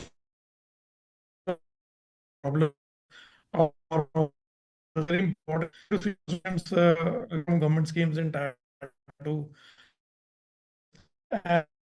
And if you don't take up a government team, which would be a preferential hospitals, there is a patient loss estimate of between 20 to 30%. Other hospitals are moved to other hospitals where free of cost treatment will be there. But it does result in financial stress and does give a clinical satisfaction when you have a number of patients waiting outside your center, and then you have a good volume to operate. The con is that there is a delayed revenue, and it is critical for sustainability and cash flow. In larger hospitals, if you see all these bigger hospitals, then a substantial part of the reimbursement will be from government-based schemes. Essentially, they are used to pay the utility bills. So the question is whether you should impanel or not impanel. So typically, let us say in a hospital which I know about, GHS will form about 20%, ECHS will form about 50%, and PSU schemes will form about 30% of the total credit panel, which is there. So this is a distribution, a typical distribution. This is one of the hospitals I know, but this is a typical distribution. And if you see the high cost departments and the high cost departments, like let's say oncology, neurosurgery, they will have a much higher credit percentage as compared to the cash percentage. So that is the volume of patients you lose out in case you don't opt for these schemes. So you should opt for these schemes, and you should then use them in a way where it becomes profitable to you. The problems are, I think, common across these schemes. The rates are outdated. There is no inflation linkage, and many disposables are not covered. There is margin erosion due to delayed payments. And high-end urology, if applied only to urology, well, high-end urology is poorly reimbursed. Urethral stricture perhaps is better to do a cystoscopic validation of the patient each time if you are looking only at financial outcome and doing a definitive urethroplasty. The patient will come to you every 2 to 3 months. You can continue cystoscopic validation, and they'll pay you about 15,000 each time rather than 40,000 for a single urethroplasty. Each PSU, each CGHS, ECHS will have their own kind of workflow, and you have to sort of train your people to follow the workflow system of that particular empanelment. And do remember that ECHS charges 840 rupees to check the bill, and the admin cost, 4 to 5 hours of admin is lost per case trying to bill the patient. Then the admin cost of the billing is around 2,000 rupees. If the bill is paid within 45 days, there is further 2% cash deduction from the bill, which they will say is for you are treating it like a cash reimbursement. So they are willing to take it all the advantages of a cash payment, but not will reward for the same. It is a actually kind of if they never can will be able to pay within 45 days. This is a typical 28-point document checklist for ESI. Look at the amount of documents which you have to go through, starting from the ESI card copy to whether it is a emergency admission eligibility certificates, whether the any ancillary procedures were done, and all these checklists we have to fill before we sort of you'll have to make these workflows for your own hospitals, and then make sure that you fulfill all the criteria before you submit the bill. One of the main things is every because these are government schemes, every shortcoming, whether it is there or it is from the hospital side, it is the responsibility of the hospital, and you will be penalized for this same. There is no reward whatsoever attached for the care facility. So one of the cardinal points which we do is don't proceed without the permission. If you have ESI or an ECHS, don't admit the patient and then ask for some time, and you will not probably get it the way you want it to. There are frequent billing challenges are there, which is the packages versus the actual MICVAT deductions, and coding and documentations are critical to the reimbursement. And while the ECHS is a very slow reimburser, but then I find that it is one of the most let's say reasonable and at least in my part of the country, the reimbursement is quite corruption free currently. Consumables are often disallowed, and you should always make a list of non-payables, and which list should be forwarded to the patient at the time of admission. कि ये non-payables हैं भाई साहब, ये आपको पैसे जमा कराने पड़ने हैं at the time of discharge, and you can even take a certain amount of advance against what would be the proposed non-payables which patient might be using. For example, simple hand wash, अपना जो alcoholic hand wash होता है, for which your infection control people will insist that you use for each patient, they will not be reimbursed by the ESI or any of the PSUs. So typically in our hospital, the ECHS disallowed, TPA disallowed percentages on an average about 4% for ECHS, about 11% for ESI, and about 5% for CGHS and other PSU system, where you can keep on evaluating these disallowed and then bring up a corrective, so that in the following bills, when you do the next billing, you can correct whatever was the problem in the previous bills. Whatever you say and whatever you do, itna deduction to ho hi jata hai. ESI is notorious for maximum deductions. So when you are doing a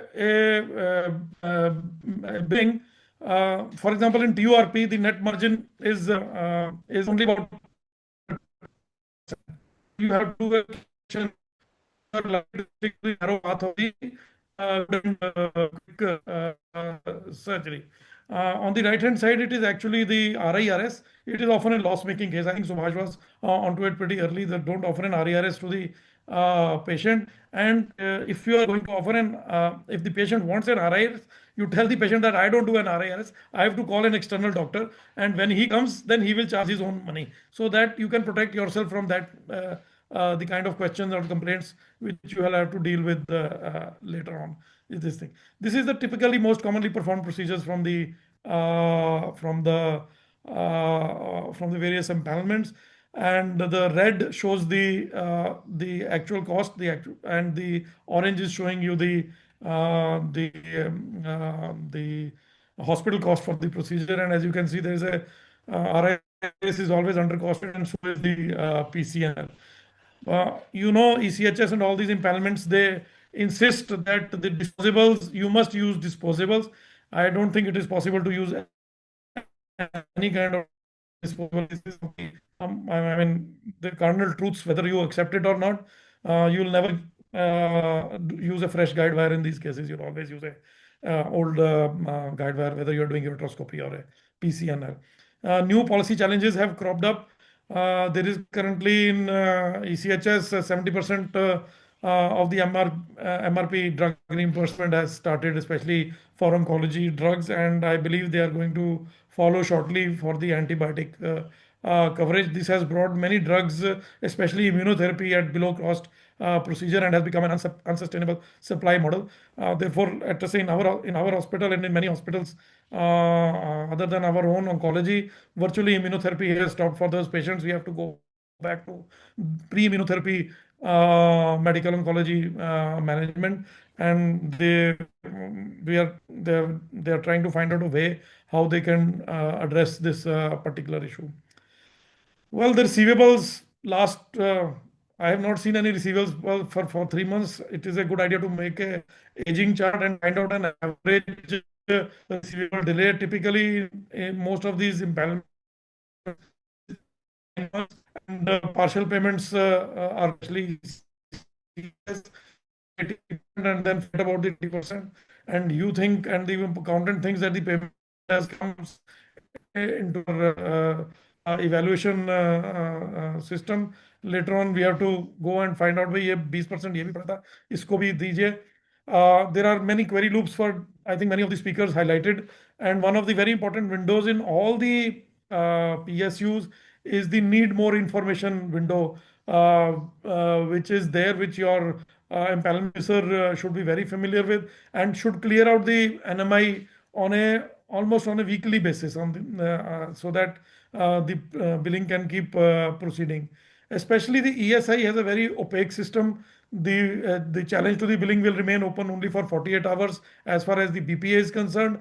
And once the MO has decided what he is going to pay, you have to hunt out each bill to find out what he has cleared actually. And there is no window which shows what bill has been cleared where you can raise a challenge before the payment comes. So once the payment comes, then it has to go into arbitration, and the MO will not hesitate to arm twist you to avoid arbitration because that reflects on his record. How to arrange the working capital? See what is the amount of PSUs you are doing in a month multiplied by the receivable delay. That is the amount of working capital which you need, which will always be in circulation. And add a finance cost of about 1% per month. Typically, this comes out of your cash flow or it comes out from your overdraft account, and therefore the loss over a period of 3 to 9 months from your finance cost will be about 5 to 15%. And then I have what is known as the Kutta account. The Kutta account is the money which you will give to the clerk to finally release your payment, 0.5% to 2%, depending upon the various impanelments which are there. I will request you to And sum up, sir. Bas, I'm just finishing up. Yes. For the rejections, ESI is notorious. Kindly be on your toes all the time. Typically, 30% of the revenue will get blocked, 20% will come, and rest of it is the cash flow. A practical strategy is to be very selective in your case acceptance. Cancer cases, if you are an oncology center, the reimbursement is better than package cases. Non-package cases, the reimbursement is better than package cases. There are strong documentation templates. Make them for your own hospital. Have dedicated billing teams and do a daily receivable tracking, and a cost optimization is important. I reiterated this point earlier. Creative billing. Let us say you are doing a TURP. Add a BNI, add a metal dilatation, add a ural dilatation, reimburse some there. Also, introduce the pin stake implants. Don't say, okay, we are going to use a gold knee in a total knee replacement when the government does not differentiate between a gold knee and a 6,000 iron implant. You inform the patient about the difference in the cost, and if he allows, then you can take the cost from him directly after filling an undertaking, which you file along with the bill. A very important part is the HMIS integration. Try to make billing templates inside the HMIS and put an automated aging dashboard so that you can continually monitor the schemes and their this thing.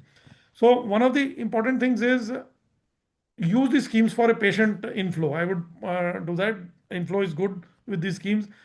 Adopt a hybrid practice model. Work it out for your own hospital. Remove the high-end procedures from this thing. Take up the single procedures. Then you can work out some kind of a profitability. I would urge the USI to go for advocacy, to make the rate revision committees, ask to be a part of the rate revision committees. Ask for a private representation. Don't ask for a government representation. I believe government urologists, however well intentioned, are always in awe of the authority which says कि जी आपकी यूरोट्रोस्कोपी तो 18,000 में कर देनी चाहिए, आपको इससे ज़्यादा पैसे क्यों लगते हैं? And many some of the senior doctors have conveyed to us their inability to fight this particular or their helplessness in fighting this particular kind of attitude of the revision committees. Again, I would urge the USI to set up a unified billing portal, have a common billing portal from all the hospitals, which then acts as a see, all the insurances are going to arm twist you. Like GIC is going to arm twist you, ESI. I don't remember. We've been impaneled now for 22 years with various government this thing. There is not a single negotiation meeting. They will just send you the empanelment form कि आप इसको भर के भेज दो, अगर sign करोगे तो हम आपको यूज कर लेंगे, नहीं साइन करोगे तो हम नहीं यूज करेंगे. तो आप उनसे पूछो तो सही भाई साहब, 45 डेज के बाद है तो हमारे को 2% पर मंथ रीइंबर्समेंट दिया जाए. Ayushman started off with that particular model, but there is no reimbursement for delayed payments, as you can see. So these are some things where USI can come up and do a lot of benefit to the urologists, among other things. So impanel if you need the volume, and if you have an existing system, don't impanel and try to make a system. Study it and then do the thing. Avoid, if you are having a high-end practice focus, don't try to expand into a low-end focus. And it is a common adage: once a ECHS hospital, always an ECHS hospital, because you are unable to differentiate between a high-paying population and a low-paying population. And since it will form a big part of your patient inflow, and for a doctor, there is always this bias कि जो patient ज़्यादा आ रहे हैं, ज़्यादा फायदा कर रहे हैं, चाहे वो कम pay कर रहे हैं. So that leaning is always there कि you consider yourself successful only if you have a good patient load. तो होता क्या, Aahista Aahista you get converted into an ECHS hospital. You cut down your facilities for your high-end paying patients so that you can fit the ECHS billing, and that results in ultimately high-end patients deserting you. If you can work out a hybrid model, it works out the best. Margins are extremely thin, and you lose if you don't choose. Thank you very much. Thank you so much, sir. Thank you so much, sir. Dr. Bandhan, we'll start with the panel discussion on TP and PSUs. And I request the experts and the panelists. Yes, sir. Am I audible, sir? Tanuj. Yes, sir. Probably since we have run out of time, it's good idea to combine the panel discussion with the queries in the chat box. There are lots of them still to be answered. So we can extend it by another 10-15 minutes to adjust people. We'll try to let us take the queries as well. We'll try to finish by 12:15 match. Dr. Bandhan, please pick up the queries from the chat box as well. Yes, sir. Yes. But try to keep the discussion in such a way that the discussion is limited and there are some take-home points after every question. Yes, sir. Good morning, everyone. This is an important session on TP and PSU schemes. I would like to welcome esteemed panelists, Dr. Shashikant Mishra, sir, Dr. SP Yadav, sir, Dr. AK Sawal, sir, and Dr. Anil Varshne, sir. All the panelists, kindly unmute yourself. I would be asking one question to each panelist, and audience questions can be taken thereafter. Do you have a PPT as well, Dr. Bandhan, or your oral questions only? Oral questions, sir. Okay. I think you can switch on your video. Yes. Please go ahead. Yes, sir. So my first question is to Dr. Shashikant Mishra, sir. Sir, you yourself are a young urologist. My question is, if a young urologist want to start a setup and register himself in various TPA, how can he ensure that he get a good rate list while signing the MOU with the insurance? Or is rate negotiation realistically possible or should he be accepting the standard packages? Okay, so am I audible, Dr. Yes, Bandhan? yes, sir. So, okay, thank you, Nozone, this organizing committee for giving an opportunity to speak on this topic. Now, coming straight forward to your question, actually, I have come from a scenario where I started a small hospital and now it has grown up into a 100-bedded single specialty hospital. So I know what the headache these TPA companies can create. And if you want to have good workflows and inflows of the patient, you need to have good TPAs and AYUSHMAN and all whatever PSU schemes that Dr. Sapan Sood was telling. So when I initially opened up this hospital, what the parameters that I looked into to create a good system later on was, number one is NABH accreditation. So when you open a small hospital, say if you are opening a small hospital, it's always good to have NABH pre-accreditation. And as and when you grow, you have to improve yourself. The accreditation has to become full accreditation, and then you can have GCI rankings and the better ranking. So the bottom line is that if your hospital is accredited well, you will have good negotiation rates. The second thing is that we need to divide these insurance companies into one that are TPA based and one that are private insurance based. So if you ask me what is TPA, TPA are basically those companies that give the insurance to people who are working in softwares, people who are working in industries, and these are basically Medi Assist, MD India, Vidal, like Heritage Health, Param. So first, when you want to focus on a TPA empanelment, you should focus on companies that are offering TPA. Why TPA? Because TPA do not have a locking period, number one. Number two, they are more generous in giving, refunding the money that the patient is incurring rather than the private insurance companies. So you focus first on your TPAs, and when you have your TPAs enrolled, then you can ask the private insurers to come in. And private insurers are like HDFC, Argo, ICICI, Lombard, Care, Star, Alliance. So what happens when you enroll your private insurance is that they do not give the full, they are tricky in selecting their the amount that they have to refund. They have 2 years lock-in period. They will keep on taking hefty premium amounts if you have comorbidity. They do not give payment for your congenital conditions. So they have all tricky issues that you will once start enrolling these patients. So when you are enrolling, first enroll the TPA companies. Second thing is when you want to list, when you have to have a negotiation. See, obviously, if you have good accreditation, they will be bound to give good negotiation rates. But you need to have full-time people who have to be employed in TPSL. So there is a general tendency, because the hospital is small, you are just starting a hospital, you do not have a person who is taking full-time salary for your TPA. So you protest on this issue, and you do not employ people who are fully into TPAs. So when you have full people who are involved in TPAs, they will have better negotiation, with the companies, and you will have good negotiation rates with these companies. So you invest in your TPSL. Then in your initial,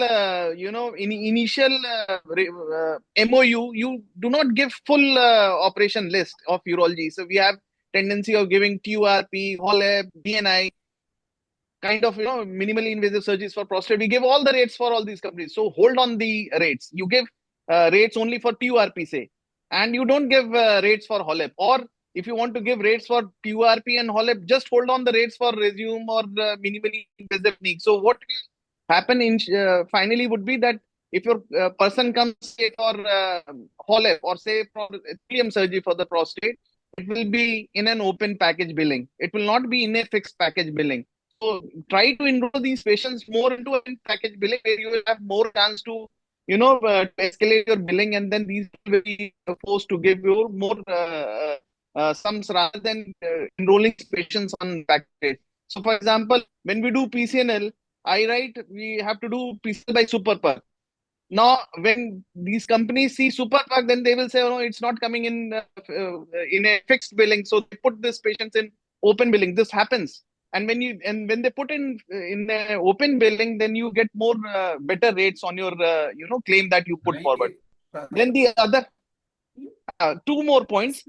One thing is that when your patient inflow is good, you try to arm twist them if they are arm twisting you. So if they're not giving good rates, you can blacklist also them. You can say patients upfront, like for example, we had some patients who were not given, due return by companies, private insurer companies like Care, like Star. So when these patients come with an insurance of Star, say Star, and I should not name them, but I am giving you name because I have been harassed by these companies. So you tell them upfront that you are from Star Insurance, and I am sure that the company is so tricky that they will charge you hefty premium, will not return. So you warn them before that you need to pay some extra money, which will not be given by your companies, because this company is the one in our hospital that is known for not giving refunds. So that is also an arm twisting. It's this kind of back twisting that you do, and ensure that you do not lose in turn. So these are general tricks, and as and when your patient's flow will start improving, you will start getting better and better, and you will be in a position to extract money from these companies. Thank you. So my next question is to Dr. S.P. Yadav, sir.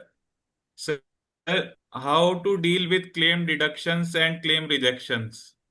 Kindly give a practical example. Thank you, Dandan. Thank you, Tanuj. Thank you, Sameer. Honestly speaking, things are not as cozy as it appears on the screen.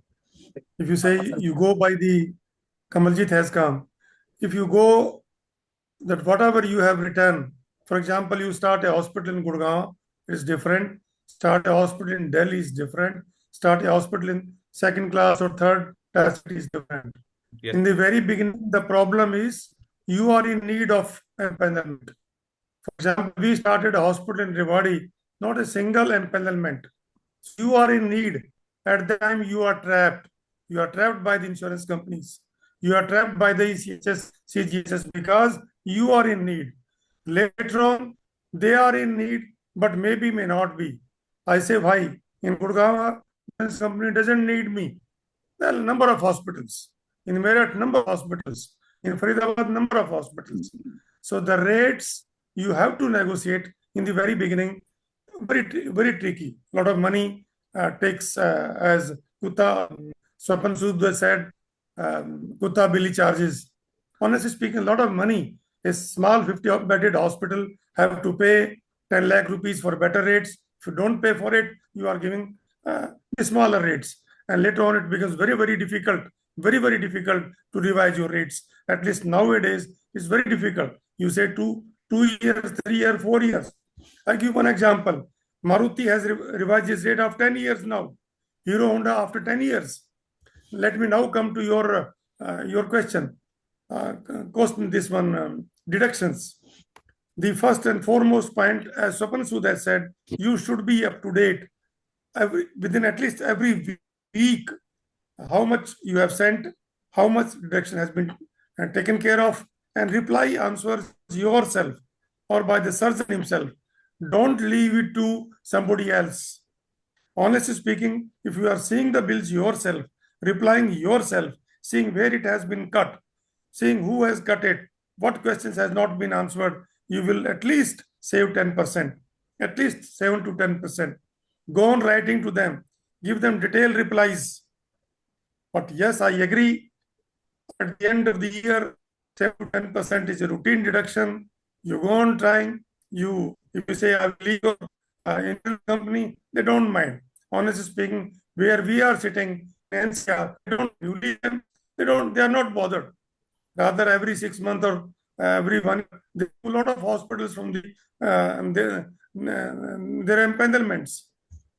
So only one thing which I want to say to all my urologist colleagues, rates regarding the city tier 2, tier 3 or tier 1 cities, we should make one group and we should all apply that these will be our rates in tier 1, in tier 2 and tier 3, and let enforce it as a one unity, as one union, as one society. Not that for me the TURP rate is 80,000, for Delhi it's 1 lakh, and for Bengal it is 40,000. This is my only suggestion. Thank you. Sir, any practical example of claim deduction do you have? Regularly. Okay, sir. TURP, BNI, HOLAP, BNI, particularly about redo PCNL, particularly in RIRS. Time and again they say, why have you done RIRS? Why not PCNL? You have to reply again and again in detailed reply. Stone of 11 millimeter size at PUJ. Almost every time they say why RIRS has been done, why not PCNL? So you have to write down PCNL is an invasive procedure, should be done for a bigger stone. RIRS is non-invasive. Go on writing, go on writing. Don't leave it to the staff. Don't leave it to the clerks. Yes. Write yourself. Don't leave it. You will ultimately get the approval. Yes. Thank you, sir. Sir, Dr. Kamaljeet sir has joined. I would like to ask one question to him also. Sir, how do you handle emergency case when pre-auth is delayed? Should we proceed or wait? What is the safest option, sir? Kamaljeet sir? It's gone, Rajesh. Okay, sir. So my next question, sir. Sir, how do you deal with long receivable PSU schemes? And there is a there. So do you your grievances? Actually, in Jhansi, I am practicing in Tier 3 city, and there are PSUs like BHL, like railways, where I am empaneled, and they have also changed with time. Now they have a system of pre-approval, and once you get them, there are TPA system. Patient comes with the authorization letter, then there is a TPA, where there is a while we confirm.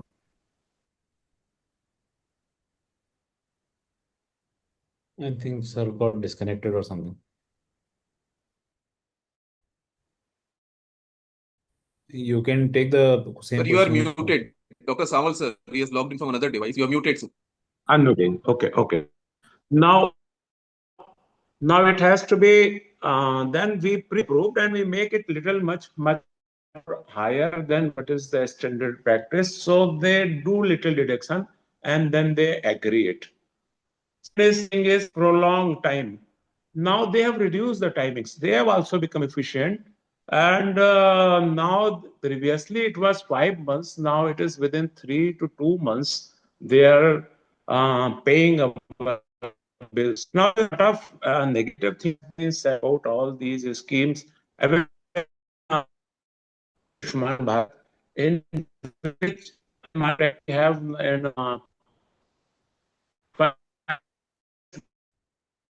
was claiming that 9% is from countries. Now I am claiming that my 80% patients are coming by AYUSHMAN. AYUSHMAN is the Yojana, and by 70 year plus. So 40% patients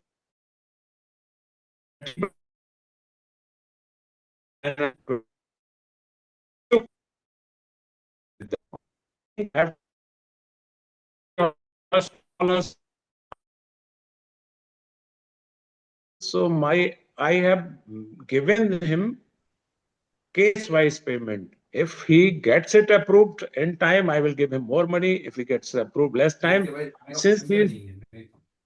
so that way, since he is a very, very experienced person, I don't have to bother much. But of course, on technical part, you have to, as has been previously said, you have to see each and everything. And then also, like in Staghan calculi, you don't want to do it in one sitting on and package all that. You have to write an aggressive PCNL and ancillary procedure is required. Explanation, that is called justification letters. If you can justify your procedure, they are going to pay. They also have to say what is the cause of rejection. Without that, they can't do anything. So you have to justify your case, and once you justify your case well, whatever is the panel and paying agency, they are bound to listen to you. Sir, anything related to green channels in AYUSHMAN, can that be implemented in these PSUs? ठीक है नया Of course, सही लग रहा है but How to get nowadays, them nowadays, as you have seen, even in Ayushman, since our hospital also is a modern NABH entry level hospital, they pay 10% more. So in PCNL, like they pay more than 55,000, while in many TPA rate is only 40,000. So we negotiate them, we refuse them to do the cases because your rate are lesser than Ayushman. And as we consider Ayushman, it is a scheme for poorest persons, so middle class person in company, we renegotiate them and try to increase their rate till they also are amenable to it because patient wants to get it done in our hospital. So you have to renegotiate them and make it at least at par or more than the Ayushman rates. Second part is medicine part, which many discussions have come. Medicine also, like in BHEL, in railway, they are separate in CGHS scheme. So any medical problem, lot of patients also have comorbidity medical problem. They have to be treated separately. Medicine bill has to be given separately. Then differ surgery for some time. What is the problem? If you want to eat one package, then there is a problem is there. Okay, thank you. Just to Bandhan, just to step in, Dr. Yes, Tanuj has also asked about this on the chat. What if we use fancy names? So I just want to give one example. Now, for example, in Ayushman scheme, now if a patient has a stag-on stone and you think the 2 stages PCNL would be required for clearance. So there was one patient who came with this problem. And I said that it will require 2 stages and it is better not to do in Ayushman because then we'll be stuck after one operation and then you will require another, stage which will be obviously, they will not be giving it and it will be, financially not viable to it. So they did not bother and they wanted to get it done under Ayushman. So then we proceeded and we got this for PCNS for Dragon Stone. As predicted, we cleared around 8% and put in me. And then, after 2 days, I said no to 80% stone is cleared and 20% is remaining. We will have to do it again. This is what was agreed. So I said, okay, go and, we'll go ahead and get this done because he was not that Ayushman will again get this. Ayushman will approve this second stage. So in the note, what I did was I discharged on and across me. And then I readmitted. And when he came for readmission, instead of I wrote that patient is advised check nephroscopy. Yes. Now, paper went to Ayushman, and then they said that this check nephroscopy is not there in the list, so it will not be approved. So ultimately, it got rejected. So same thing. If these patients have become so smart that they have this Ayushman card, they will think everything is is possible with this Ayushman card. They will not have to pay single penny. And you have to protect your interests. Obviously, if you are running a 100-bed hospital and you start doing 2-3 stages in Ayushman, your hospital will be, sold in 2 to 3 months. So you should be, smart enough to identify who are the persons who genuinely require help and who are the people who are taking misuse of this Ayushman. There are many doctors, I can say, that who have Ayushman card, and when they come for them, show the Ayushman card and want this under Ayushman. So you write check nephroscopy and let the Ayushman people reject this, approval letter and let the patient pay from the pocket if they're acting smart. So you have to arm twist also. Yes. It is not that you are sitting on the sitting and acting like a lame duck and you are doing all the surgeries for free and then locking up your hospital and going to the floors or the on the road. Yes. Dr. Sashikant, just one explanation of this. If you write explain in a first time only that this will require ancillary procedures and you can write second stage of PCNL, they approve it. It is only 15 days. No, sir. What we happens have got is, several cases done like this. So what they will do, they will give you 25% of a second stage procedure. So if you are getting 55,000, they will around say 10 to 15,000. And if you are doing big bulk stone, stag-on stone, where you suspect there can be sepsis and will require higher antibiotics, sometimes you with your own you will understand that this patient cannot be done. One point I want to make it. Ayushman Bharat is Haryana is different, Rajasthan is That may different, UP is that may different. be there. Sir, You should understand we that should not be even discussing Ayushman, yes, sir. That has already yes, been Yeah, discussed. Ayushman yes. But can. So same way, please, if you can they are convince the different. person, justify your case, they are bound to give it. Dr. Bandhan, This is Please. what. Yes, sir. Sir, my Two, last question to two, Dr. yeah. Anil Varshney, sir. Yes, sir. It is an important question. Sir, Dr. Anil Varshney, sir, you do high volume laser surgeries and also run DNB and fellowship programs. Are you satisfied with the TPA rates or feel that they are suboptimal? Second question is, how do you select cases to train your fellows? Dr. Anil Varshney, sir. Very good afternoon, friends. I think you are. I hope you are all audible and I am visible. Yes, Now sir. the question is at outset. I must thank Arjun.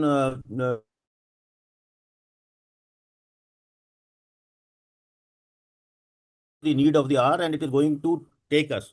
You see, at the outset, before answering your question, I must say that the schemes have now come.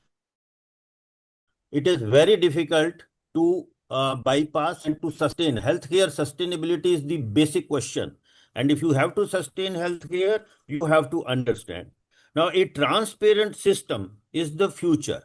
A transparent digital system which will iron out all the nitty-gritties and currently it is in a turbulent phase. What all we have discussed for these 2 hours is the turbulences in the system. Who is responsible to take care of these turbulences? It is we. We are not united, so we are not able to take turbulences of the system. Now the onus is on us. We have to, because these are clerks. As somebody told in the beginning, that today we are dominated by the bureaucrats. And the bureaucrats are defining the policies, and these policies are not as per the medical science. So if the medical science is at the helm of this thing, pitiable policies, then who is going to raise these questions? So the time has come that we become united. We jot down all that has been discussed today, and we have a responsibility to elevate the system. And if we elevate the system, each one of us will become very, very strong in future. My request to all urologists today is that don't submit to pressure. As Dr. Yadav, Dr. Kamaljeet, and Dr. Sopan Sood, everybody has highlighted that we don't have to submit to pressure. We have to justify, justify, and justify. What we are doing is correct. Let's be honest to ourselves that we are correct, we are true, and we should be able to justify whether a detailed note is required or whether a Campbell's textbook quotation is required or a journal's publication is required to a supportive thing. This question you asked me was that how you are justifying HOLEP in the large volume centers. We are in a corporate center. We have DNB trainings, fellows, everybody with us. And you see, today, because the system is turbulent, we have devised our own method to take care of this turbulence. Now, what we do, we have private patients, which are, say, for example, say 2.5 lakhs. We have international patients, we charge 5 lakhs. If we have a PSU patient, we have to charge as per the PSU norms. If we have a TPA patient, we have to charge as per the TPA norms. Now comes the question that patient comes and asks, Dr. Varshney, I want you to operate. Full stop. This is my fee. That there is no bargain, no discussion. Then he says, I have a TPA.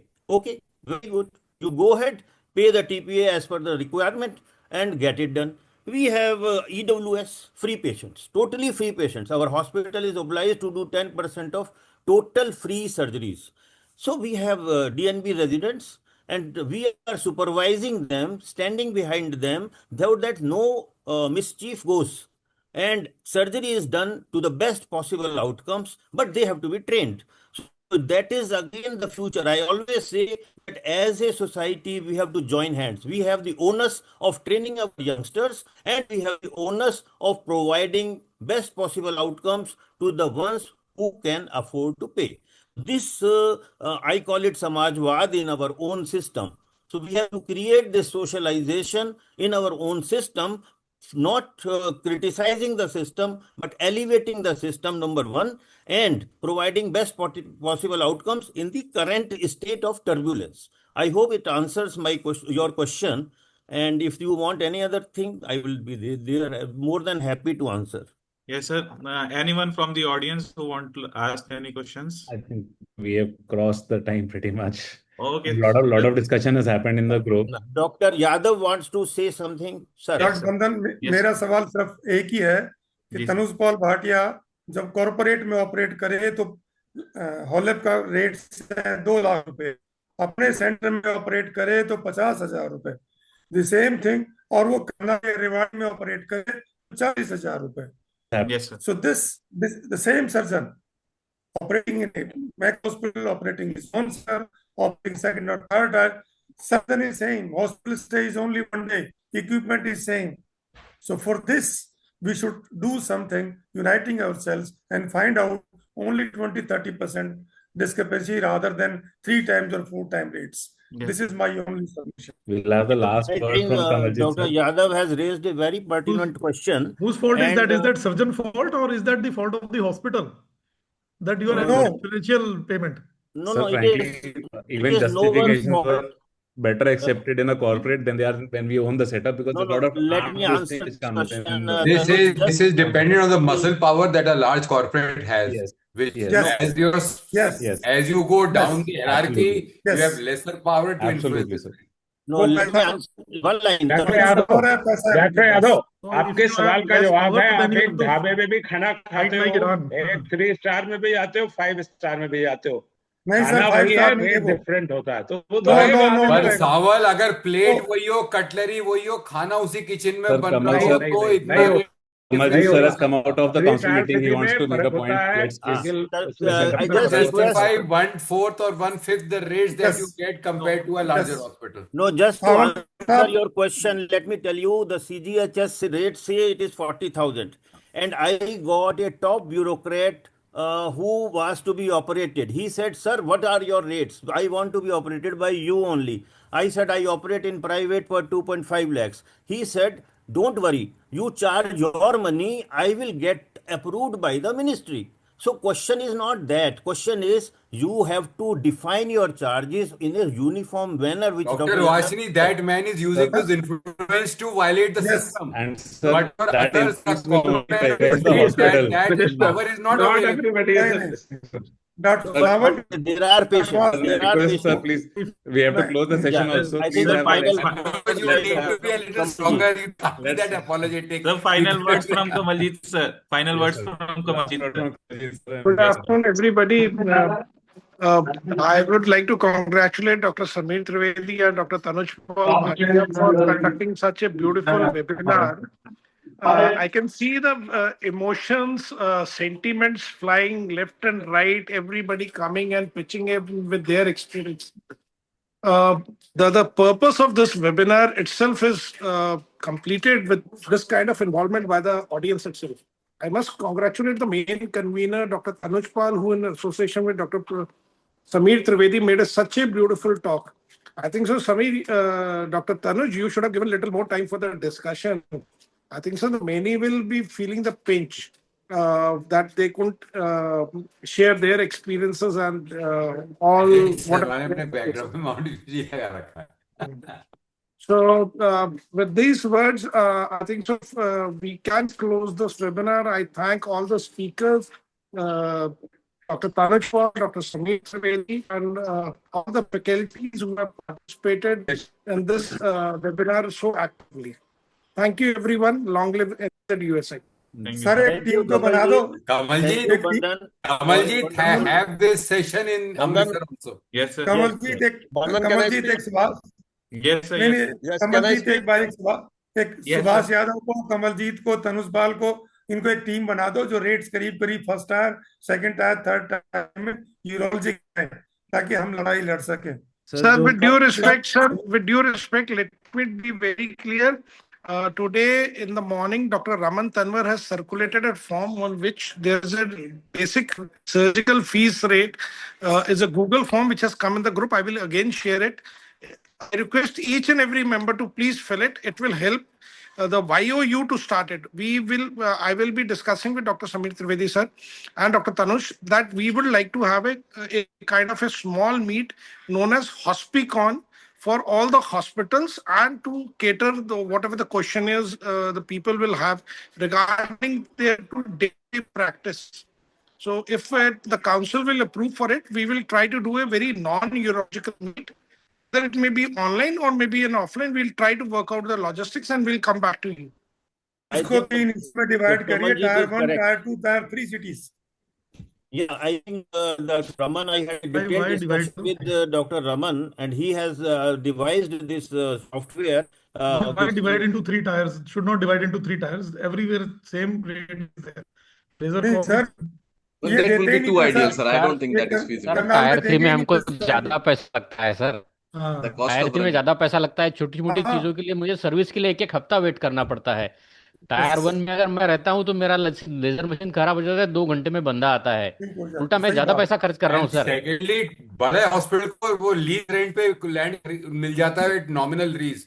In smaller town you have to buy the land. Yes. Yeah, No, we smaller have towns तो worked out. I think Raman has done a good job. Tier 1, 2, 3 में के भी काफी hotchpotch है.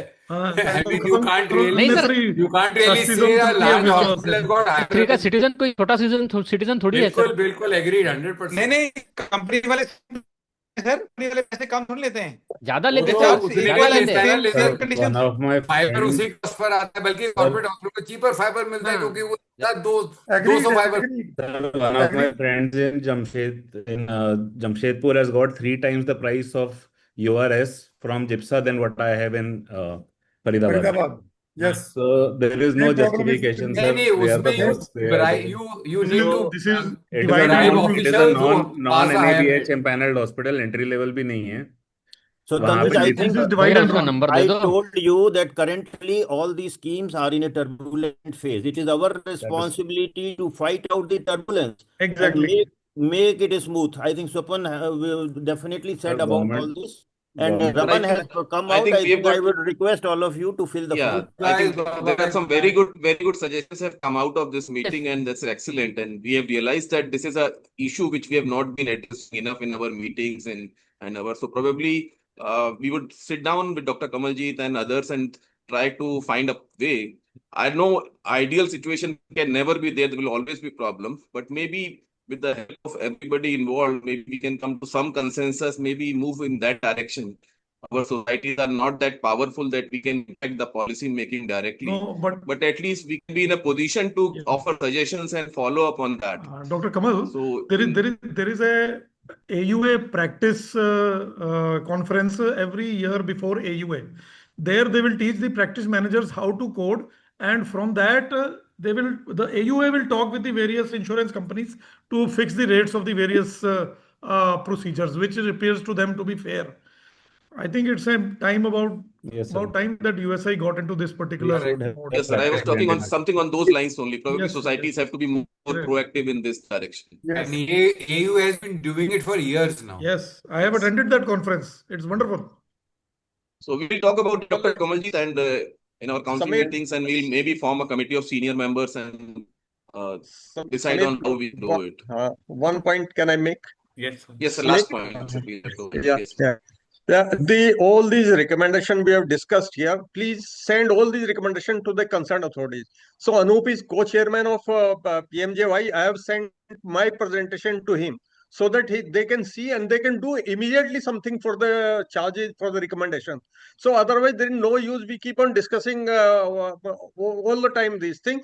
But you should send all these recommendations to GIPSA, to AYUSHMAN, so that it can make some little impact. I think Tanuj can do that better because there are a lot of suggestions, lot of discussions. So I'm not sure what the consensus was. Maybe Tanuj can review the whole webinar. And This webinar has an AI. It will give you a summary at the end. So you can use that AI summary at the end. Yeah, we'll do that, sir. I have sent my my whole presentation so Subhash, that he can पूरा webinar के बाद एक Zoom will give an AI summary किसने क्या एक media में अगर media में न्यूज आ जाएगी ना, today webinar was held by north zone on this thing, I am telling you people will take note of that. May slowly make a difference, but media में कवरेज आ जाएगा तो at least we should at least put it on our social media. request Tanuj profile to make update, a digital profile. we can put it as this thing. I'll request Tanuj to circulate the summary of the Summary, exactly. to Summary of circulate the that media summary. में चले जाए. And जो for लोग यहाँ example, you can put it on participate कर रहे हैं यहाँ local. So please USI we can put make a summary, send it to all of us to I'll get it. JK JK newspaper में आ जाएगा, lead paper में आ जाएगा. I'll make it sure. The idea was to set the ball rolling. It requires a more structured meeting and maybe a white paper or something to give to the authorities and approval from the council and a necessary. step in the right direction is always good. Yeah, Tanuj, I think this is the very correct direction and initiation, and we thank all of you to have really. Thank you everyone. Bye bye. Bye bye. Have a nice Thank Friday. you, everyone. Enjoy your Thank you, Sunday. Tanuj. Good job. Thank you so much. Thank you, Samir. Thank you, Samir. Thank you. Thank you everyone for joining.